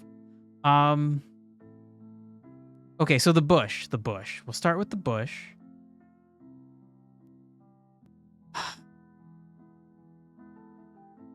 So the bush needs a variable. Berries? Berry count. Berry count? Do like all lowercase? I don't know the fucking... don't know the conventions. Okay, so it seems like, since I've copied these names from people, from other examples, the convention for naming a variable is using underscores for spaces and no caps. Fine, let's do that. Let's name our berry bushes like that. Our berry bush variables like that. So, berry count. And Well, we also need a nearby berry count that we're gonna have to figure out. And shit. If we want to send out a signal, because I think the idea is going to be that this berry bush sends out a signal that tells things how many berries it's got. Eradicate needs to know how many berries that bush has got so he can know if he can eat them. But then also the nearby berry bushes need to know how many berries this berry bush has so that they can each have a like a weighted value for Eradicate to decide if he's going to go toward them. But now, okay, we had talked about it before, and I feel like I already decided. Does it make sense for Eradicate to calculate all of that himself? Or probably better, yeah, it would be better for each berry bush to know how many nearby berries each other bush has. Because then you're doing the calculation once for each berry bush, not the other way where if Eradicate was doing it, every Eradicate would be doing the calculation once for each berry bush. And so then the math would be multiplicatively more intense on the processor. It would hamper performance for every extra Eradicate you have. Okay. So that makes sense. So we want maybe let's adjust this. So this bush needs to send out a signal that tells NPCs and nearby berry bushes how many berries it has. Shit. Right, you're not gonna just like auto go to a next line. So let's, I'm making it a note. I'm making it a fucking note. Shut up, Godot. Okay. Any bushes within the sniff box area will send out a signal with the number of berries in position. Right, that was going to be the idea. It's not constantly emitting it. It's like when Eradicate asks. Yeah, that's probably better. Like Eradicate asks, then the bushes check, then they send the info. Ooh, maybe not. Okay. So berry count is just going to be a variable, and then it's just like an integer. Shit, is that what you do? And then it's and I guess we don't set it equal to anything.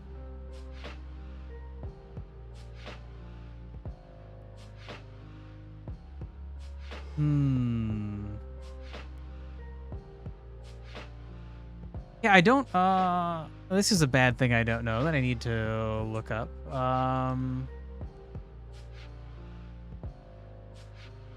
For an open world game, we want information to be persistent, like the number of berries on the berry bush, the number of berries on all the berry bushes.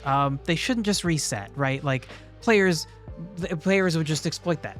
They would just like, if they needed berries, they would just like leave the area and make it unload and then come back and be like, ha, you reloaded the area and all the berry bushes have full berries again. And I don't want it to be random every time you load. Maybe the first time things load in, make it random. So then when the first time the player arrives in an area, it's not just like everything is fully stocked. It's just kind of random. That would be good. So start from a random point of view. But from then on, the game needs to persistently like store all that data. So like when the player leaves and then comes back, things need to, we do need to remember the state that the bush was in.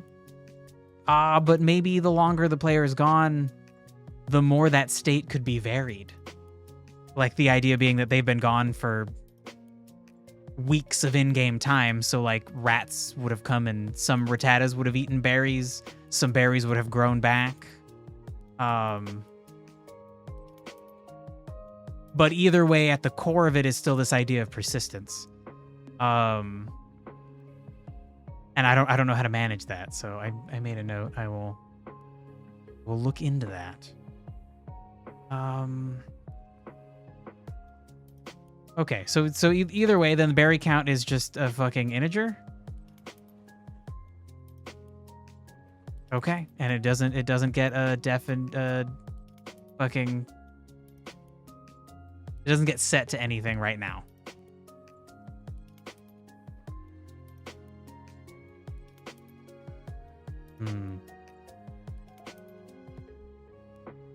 Okay.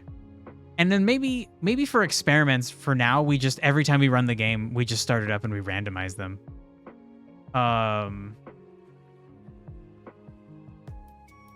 So okay, sure. Let's do that.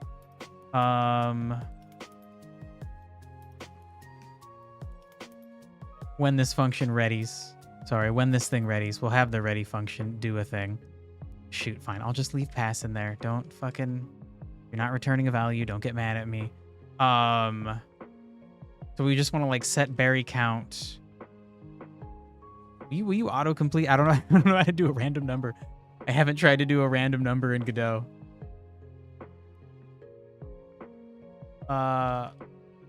Something. A variable. Godot set variable equal to random integer. Thank you, Google. Okay. Exposes? Godot exposes 2 ways to generate random numbers. What the fuck is that wording? Cool. Strange.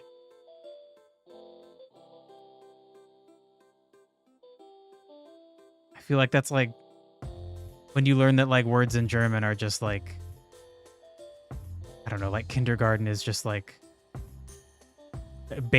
child something combined.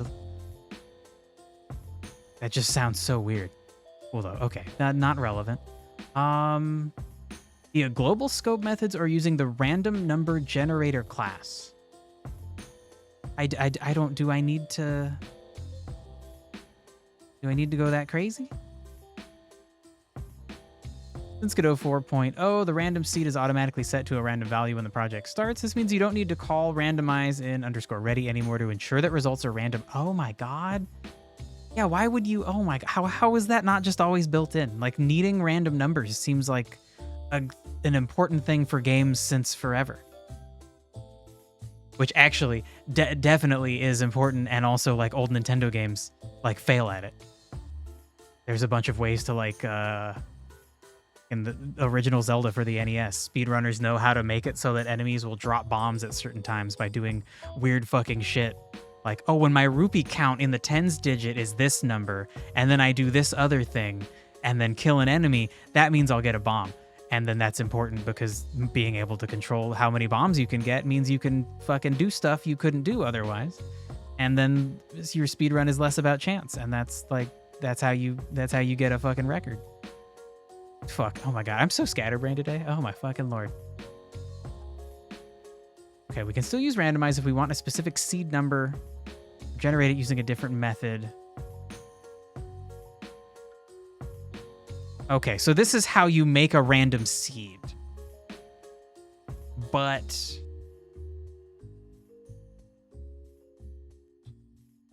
using the random number generator class, you should call randomize on the instance since it has its own seed. Oh.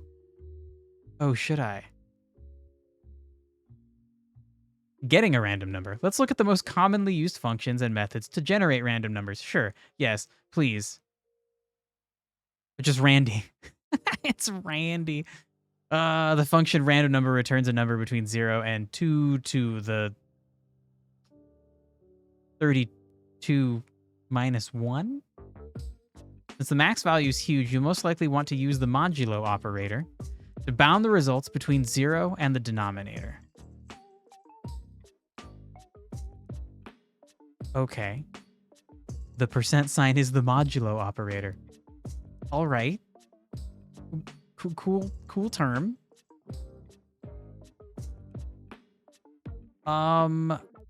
So I want a random number between like 0 and 5. Hold on.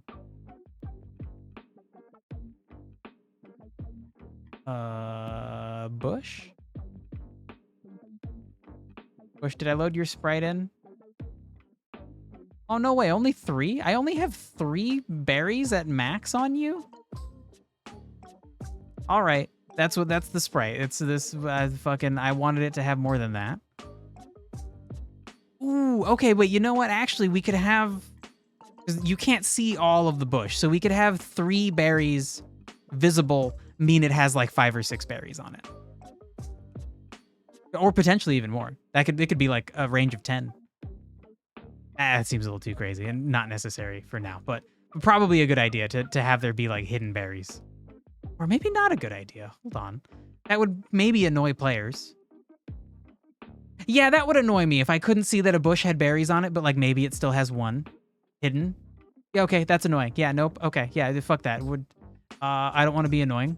I don't want players to feel like if they're after berries, they need to click on every fucking bush with no, that has no visual hint of having a berry on it. So fine, we'll just go up to 3. We're just gonna generate a random number between 0 and 3. So then it's just going to be Randy. So it's going to be Randy. Shit, alt-tabbing is annoying for people watching. And then a space, then a % sign, and then like a 4. Okay. Space, a % sign. I don't know where the fucking % sign is. But interesting that very slowly learning to code is changing my... It's making me learn where things are in the keyboard that I generally don't know where they are. And I will only learn where things are, not by like deliberate practice, but by like, you know, like learn by doing field work. When I'm actually doing it, if I need to hit the % sign enough, I'll learn where it is. Okay. All right. So, why are you mad? Expected the end of statement after the expression, found an identifier instead. Shit.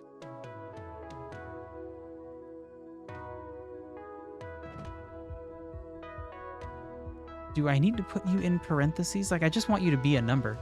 Like, we're just setting berry count equal to a number. Oh, and this might not be an integer. Shit. Shit. Yeah, a random number.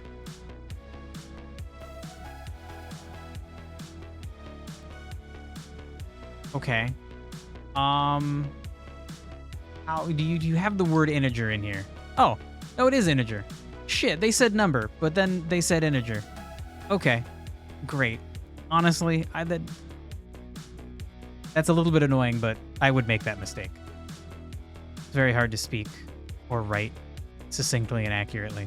A little more important when you're writing a fucking Godot documentation file for thousands of people to view, but you know, I'm no better than that. Okay, so if it's an integer, then we're fine. Except we're not fine because it's mad at me. I don't even need to put the word set, right? I just put berry count equals. Okay, that was on me. That was me being silly. And then I don't think we need the parentheses. Okay. So for now, we're going to randomize the berry count.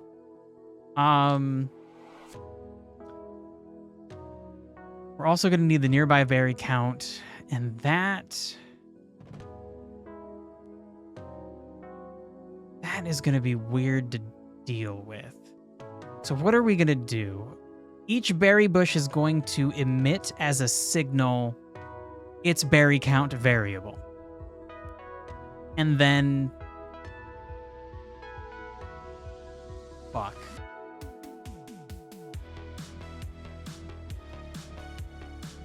Then I need to take in, each berry bush also needs to take in that signal from all the surrounding berry bushes and keep them, like they can't overwrite each other.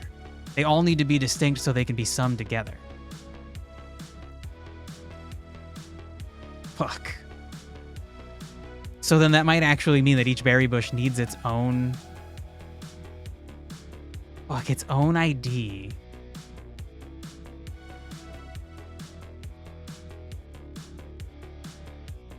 Huh.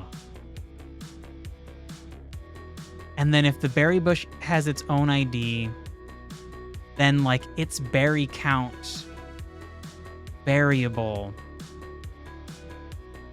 would need to have that ID like attached to it. Like I'm the berry count for bush A_1, and then there's the berry count for bush A_2. Fuck. Okay. I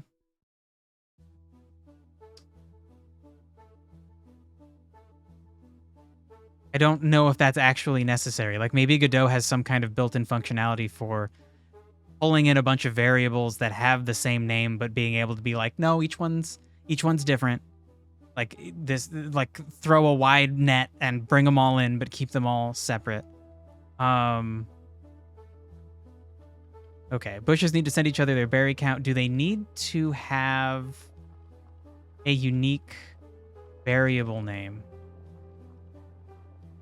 Let's...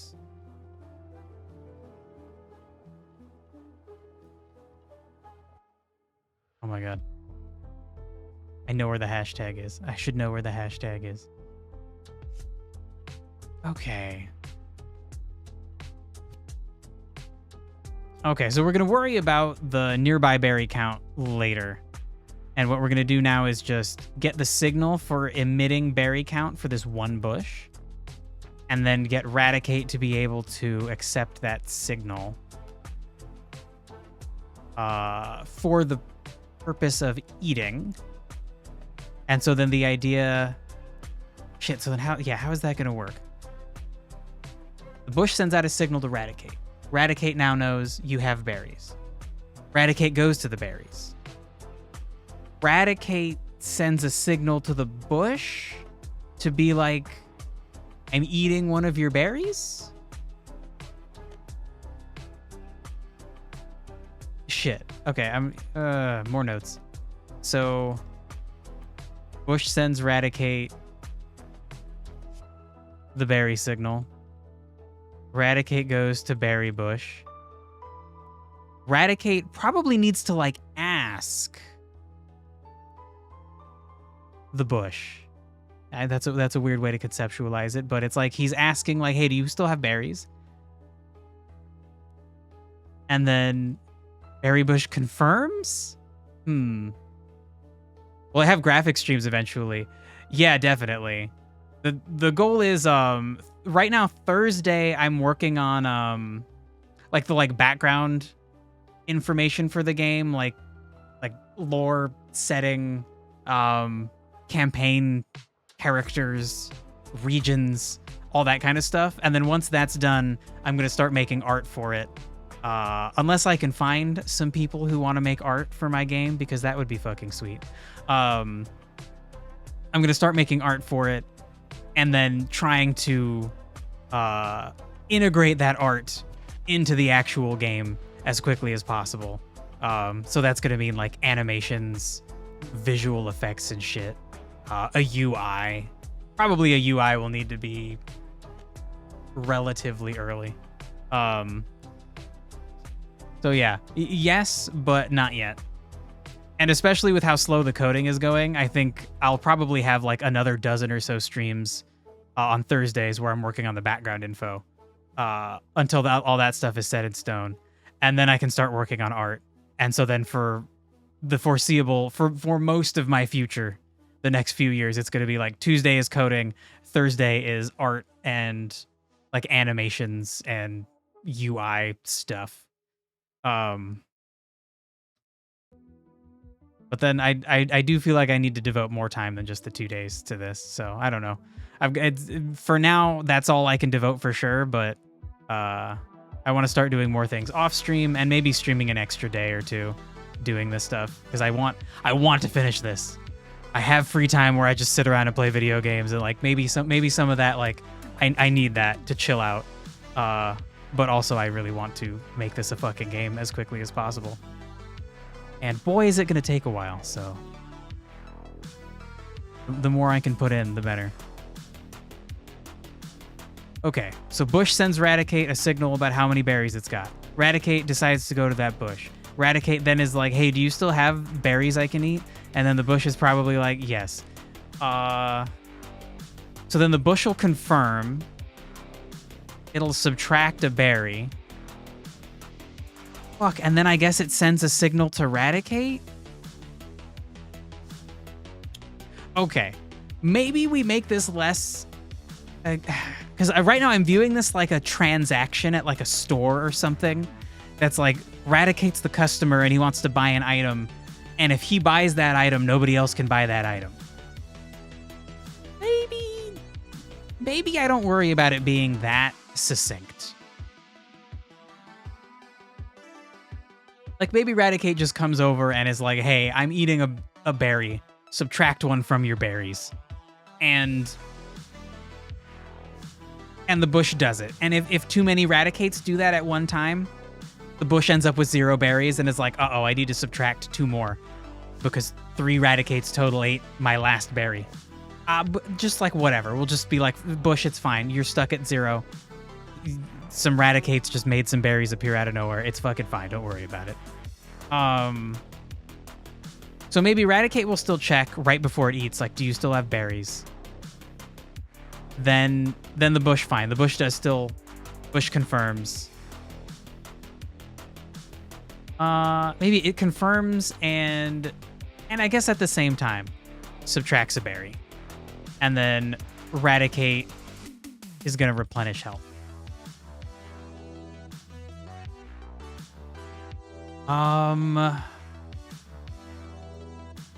And so then let me go back to thinking about the behavior tree because I think this might make things more complicated.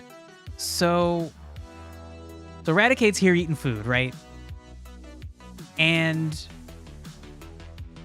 what if he eats the last fucking berry?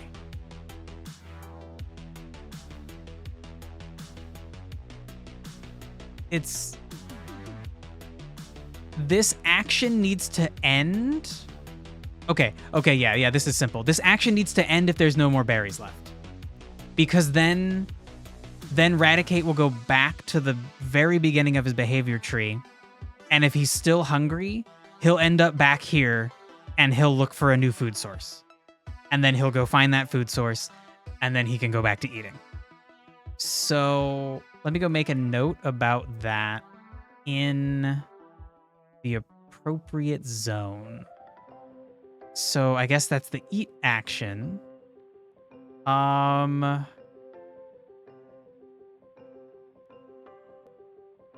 Okay, so this needs... The eat action needs to change. It should not be a timer that is removing hunger. The eat action should be based on signals from the berry bush that subtracts... Actually, okay, it should be based on signals from the berry bush. Raticate subtracts a chunk of hunger for each berry that is removed from the bush. I will say, let's say that it eats for the bush. Right? That's pretty clear. Like, obviously, he's not actually eating it. It's like everything in a game is just weird lies. He's not actually consuming it. He's replenishing his hunger, he's lowering his hunger, and the game is just deleting a berry.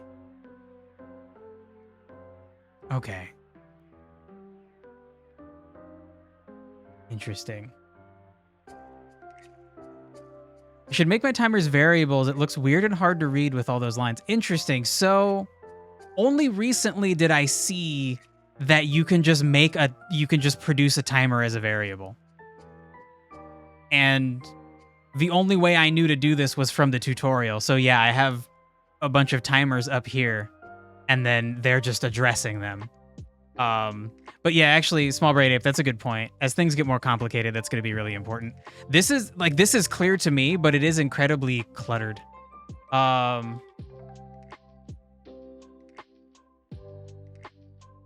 Hopefully I can find that page again in the Godot documentation.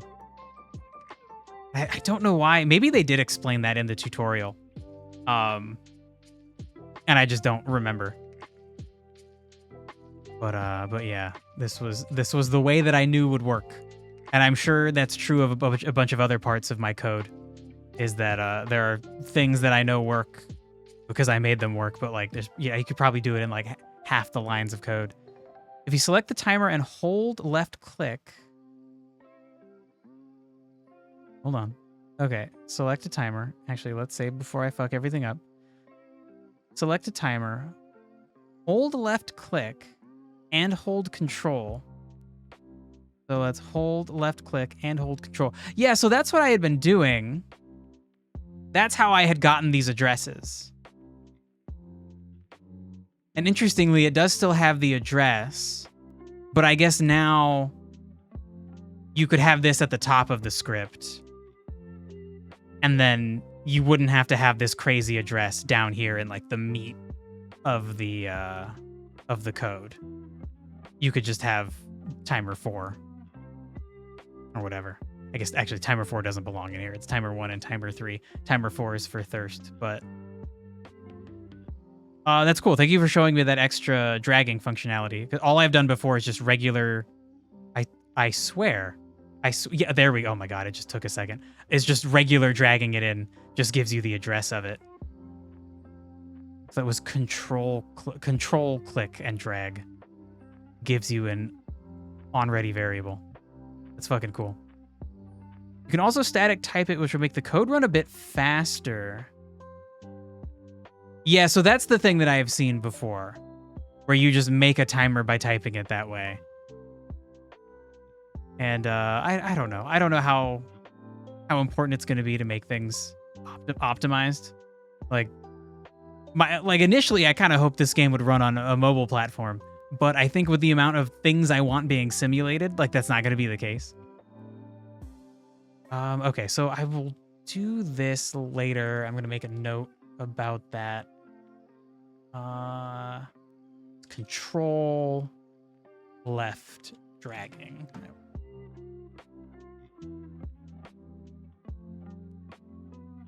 So after the time 4 name, you do timer 4 : timer. Yeah, I think I understand it, and also the whatever the page was in the Godot documentations that I found, it has an example of how to do it, and I just need to actually do it. Well, anyway, let me stay focused on my stupid berry bush situation. So I think we need to focus on like sending a signal. Shit, okay, I've got like 16 minutes. So we could probably get the signal sent. Okay. Don't remember how to send a variable.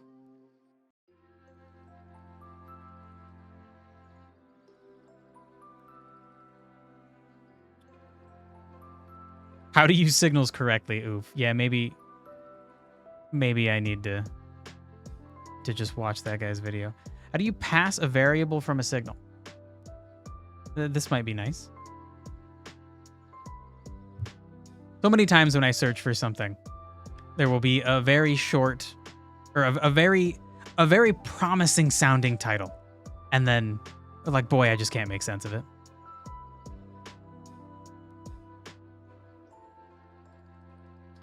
You don't need to add bind when you connect the signal. The body will be passed when the signal is emitted.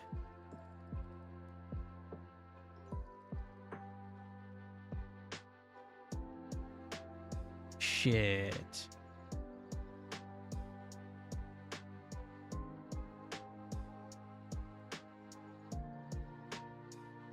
Next signal, body entered through the inspector, and the newly created function emit your custom signal. Pass the body as the parameter. Shit. Well, you think it's that simple, just like putting signal and then variable? That would be fucking crazy. I mean, we could always just try it.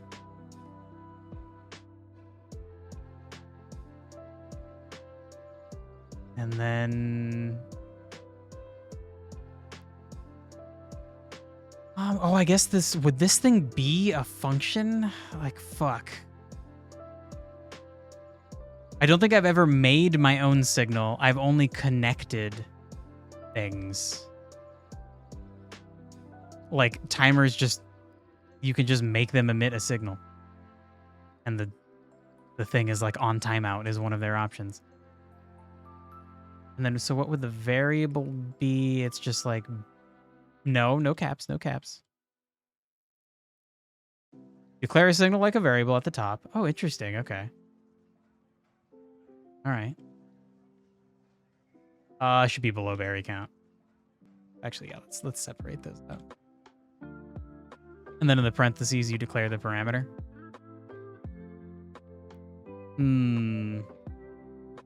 Seems not happy about that.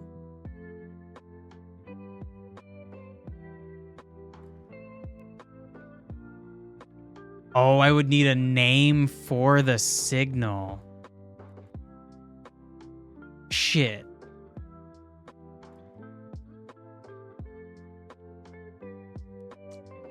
Shit, I don't know. I guess we could call it the berry count signal. God, is that annoying? Maybe that's annoying.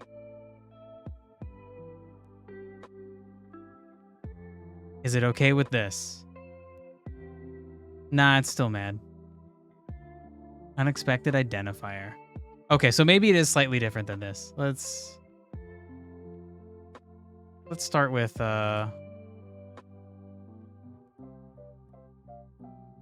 just like, I just want to make a signal. Oh my god, lowercase s. Is that fucking god? Oh, okay. Yeah, now it's totally fine with it. Bro. Oh my god. It's like having the worst accent for speaking a language that I'm trying to learn. I just fucking can't. I can't keep the grammatical structure correct. Okay, so if we now have the signal, I don't know, like, would it be an overload to just be like emitting the signal every, like, as the part of the like physics process, like every single frame just send out the berry count?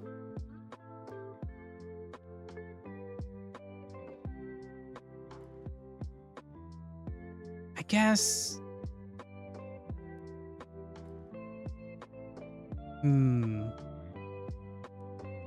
Okay, so conceptually, the only creatures that will be interacting with this are creatures that are eating these berries, which probably in a given area, I'll only have like 2 creatures at most competing for the same exact food source. So then the idea would be that all of those creatures need to receive this signal. And so maybe it makes more sense for them to...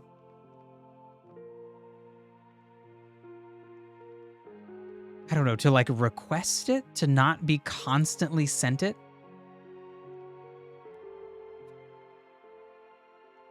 Like they send a signal, Raticate sends a signal to the berry bush that's like, hey, I'm sniffing you.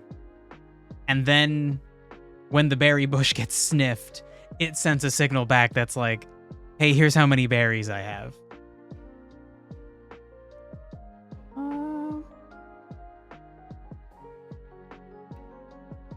Maybe I should put the variable in when I emit the signal instead. Berry count signal emit. And then berry count. Okay, so how would... Like, let's say I just put that here. If I didn't have berry count and I just did this, wouldn't it still emit the berry count?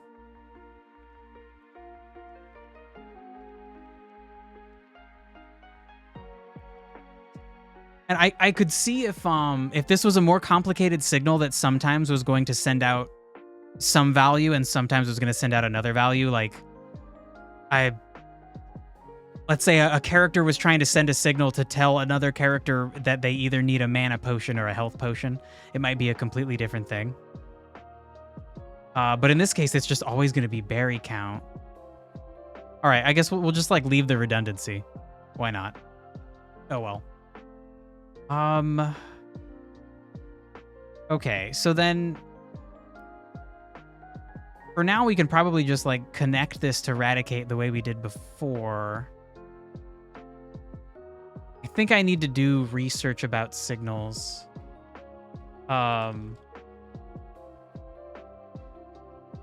Because this is the first time that I've thought about a signal that I want to send to like multiple places.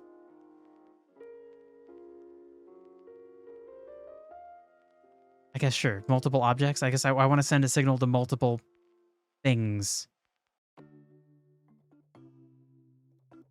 How do I make a signal that multiple nodes can listen to? Sure, yeah, the thing, if you think things in Godot, you should think nodes. Things are nodes. Contained within a scene.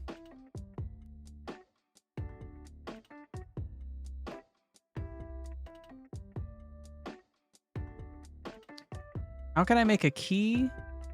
Sends a signal, and every door in the scene listens to this signal. GD Quest has a very nice article about the topic. Signals using a singleton. Okay, interesting.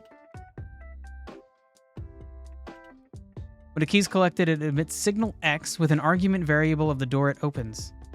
The main scene node is connected to signal X. Then opens the door based on what argument is passed. Okay, that's an interesting idea. You could send the signal to like the main scene, and then the scene could have some logic that does things. So we could have the scene that contains the berry bushes being given the information from each berry bush, and then Eradicate would ask the scene information about the berry bush. I don't know if I like that. Shit. So what is GD Quest? I guess I would like to know that. Become a game developer with Godot. Hundreds of free tutorials. Cool. Okay, so it's just like a tutorial system, not an add-on? They have tools. Okay, I just want to make sure GD Quest is not an add-on that I would need. Which I mean, I'm not that I would be against using it, but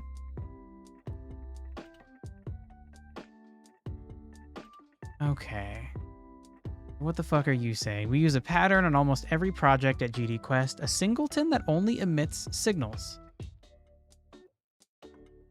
Fuck, and then what is a singleton? It's like is it a global variable? What is a singleton in Godot? Ah, God, I know fucking nothing. Godot's scene system, while powerful and flexible, has a drawback. There's no method for storing information that's needed by more than one scene. It's possible to address this with some workarounds, but they come with their own limitations. You can use a master scene that loads and unloads other scenes. Okay, so that was what I immediately thought of, right? Is contain the scenes within a scene, and that larger scene has the info. However, this means you can no longer run those scenes individually and expect them to work correctly. Okay, I guess that does suck. And I guess for testing purposes, that would be kind of annoying to always have to like run the main scene. I don't think that would be that crazy though. Maybe the further you get along in your game, the more difficult that would be to deal with. Information can be stored to disk in user :/ and then loaded by scenes that require it, but frequent saving and loading data is cumbersome and maybe slow. Okay, like as in that's going like directly to a disk. Okay, sure. The singleton pattern is a useful tool for solving the common use case where you need to store persistent information between scenes. In our case, It's possible to reuse the same scene or class for multiple singletons as long as they have different names. Using this concept, you can create objects that are always loaded, no matter which scene is currently running. Objects that can store global variables, such as player information. Objects that can handle switching scenes and between scene transitions. Oh. And objects that act like a singleton, since GDScript does not support global variables by design. Whoa. Interesting, okay. Auto-loading nodes and scripts can give us these characteristics. Godot won't make an auto-load a true singleton as per the singleton design pattern. It may still be instanced more than once by the user if desired. Tip, if you're creating an autoload as part of an editor plugin, consider registering it automatically in the project settings when the plugin is enabled. Autoload. Okay, so that's going to be things that automatically load? Like even if you're not in the scene? Let's find out. You can create an autoload to load a scene or a script that inherits from node. When autoloading a script, a node will be created and the script will be attached to it. This node will be added to the root viewport before any other scenes are loaded. Oh. Okay.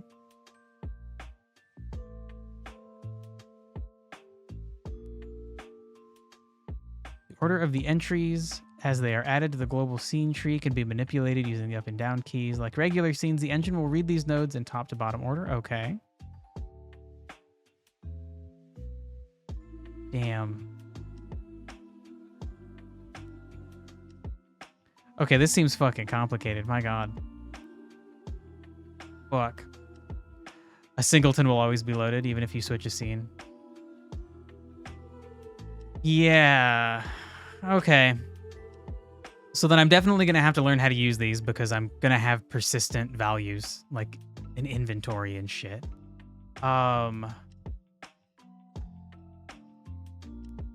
Fuck, but using a making a signal using a singleton is how I initially got here. Fuck. So then the idea that seems to be being sent, that seems to be being conveyed is that if I want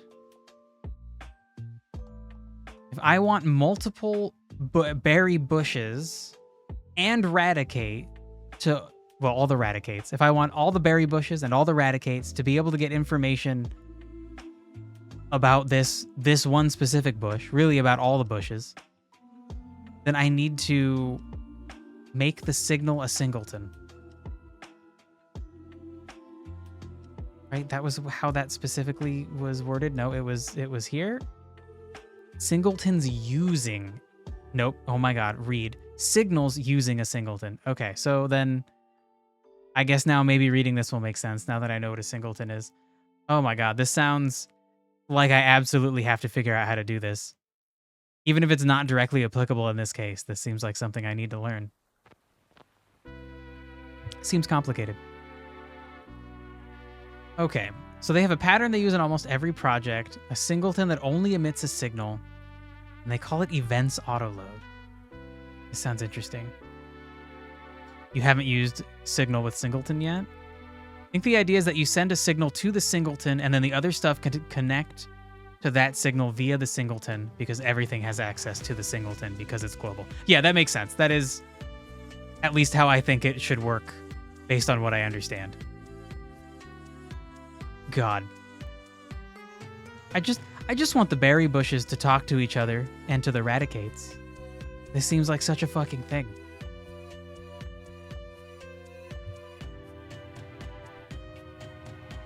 Okay, so the singleton that they use that only emits signals is called events autoload.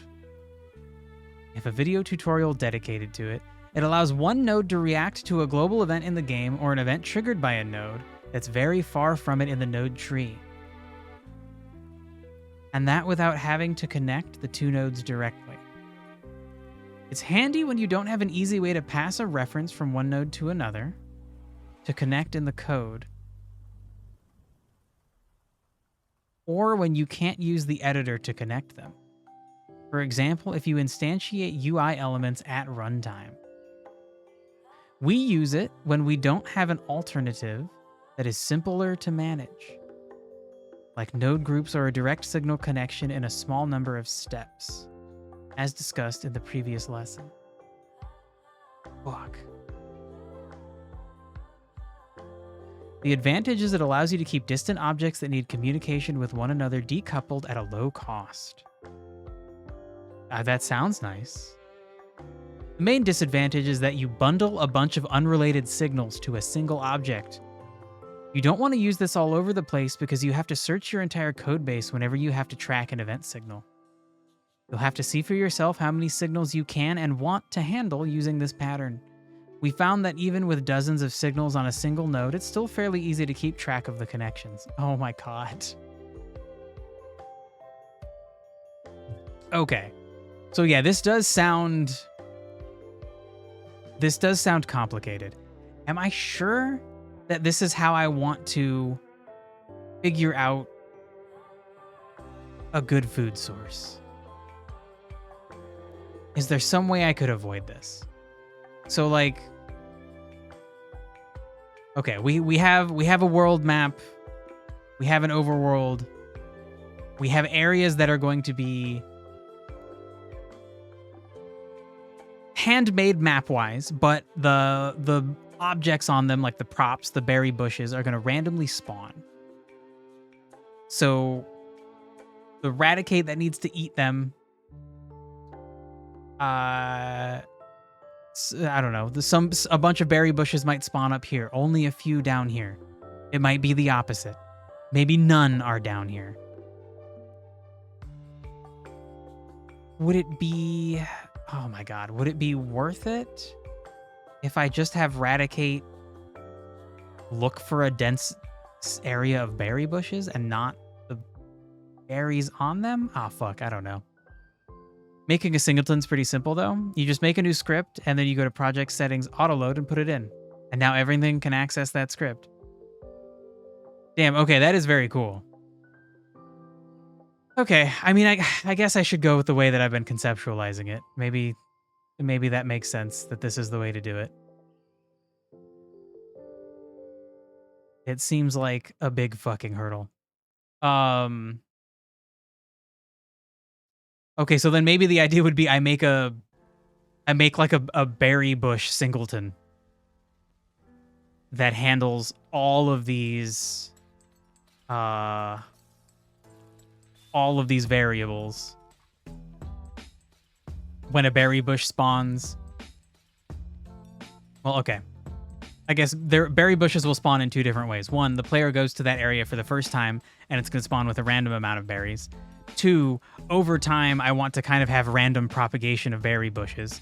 Like, if Raticates eat a bunch of them in an area and there's extra soil, there's extra room, then the idea, I guess, would be like they poop out the seeds nearby. And so then somewhere nearby that dense patch of berry bushes, new bushes will grow. Maybe randomly, old berry bushes will die out and disappear. And so then each of those needs to connect to that singleton as they spawn. And also have their own variable that is connected to their location. That's connected to like their ID. So that then Raticate can know like, okay, that area has a bunch of berries. Rather than knowing that some area has a bunch of berries, but not knowing where they are. Ah, fuck. Okay. Okay, so then I think next week I'm going to read about singletons. Since we're basically done for today. I'm going to read about singletons. And then we'll make a singleton and we'll try to store all these things on it. I also need to figure out... Like, I need to be able to spawn new berry bushes with, like, a unique variable. Like, they each need to have a unique instance of the same variable. Like, this one needs to be berry signal number 1, and then the next bush should be berry signal number 2, number 3, number 4, and then... God, I guess I could just keep creating new ones. But I would think the idea would be when the berry bush with berry bush signal number 1 dies, then berry bush signal number 1 can be allocated again. Fuck. Oh my god, I don't know how to handle that. Okay, so I need to read about that too. And then I would like to...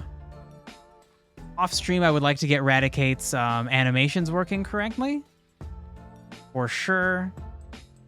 Collision, that I could definitely do. That's like 2 steps away from being done, and I think I know how to do it. Making Radicate face the bush or the pond. I think I also know how to do at least one specific way with like ray casting.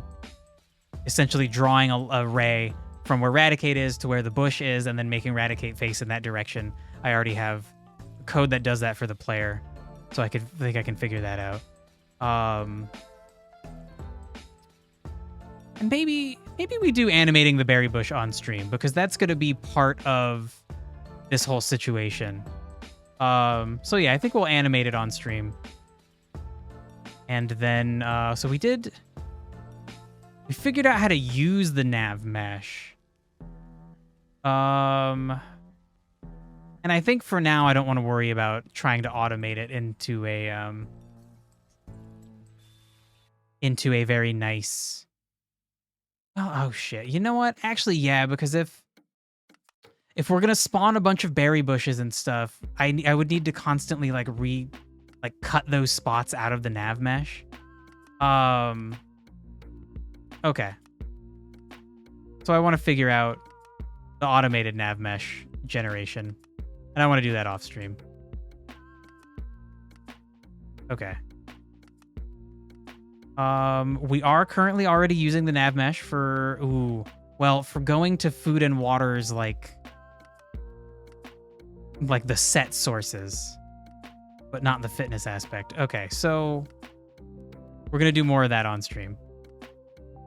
And we'll worry about animating the berry bush after that. Like, honestly, less concerned about the visuals, more concerned about the functionality.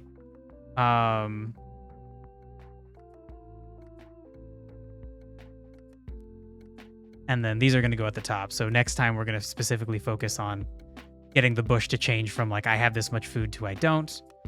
But really the first thing is that we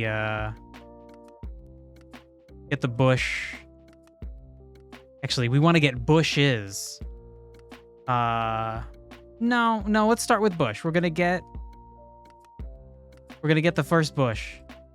The first bush. To emit a signal using a singleton. And then we want to make Radicate eat that bush. Oh boy. We want to make him eat the berries off the bush. God, this sounds weird. Okay. Then we want to do the first thing, the signal emitting, but we want to get multiple bushes to emit the signal. Then we'll do the nav mesh thing where Radicate is gonna find his best source. Oh my god. Okay. You think you'd declare the signal in the singleton and then just emit it from each berry bush, and then Radicate can connect to the signal via the singleton? Yeah. So I have a very vague high-level understanding of how it should work. The nitty-gritty of it, I feel like, is gonna be fucking brutal. But okay. All right. So I'm going to research singletons. I'm going to get these simple things done, and then hopefully next time we can make some good progress getting Radicate to actually eat his fucking food, and then to get him to hunt down the best food source. Sweet. This was actually quite productive. I did not really expect to get Radicate utilizing a nav mesh so quickly. I'm fucking pleased with today. I got to end though. I'm already over time. So, thanks for hanging out, dudes.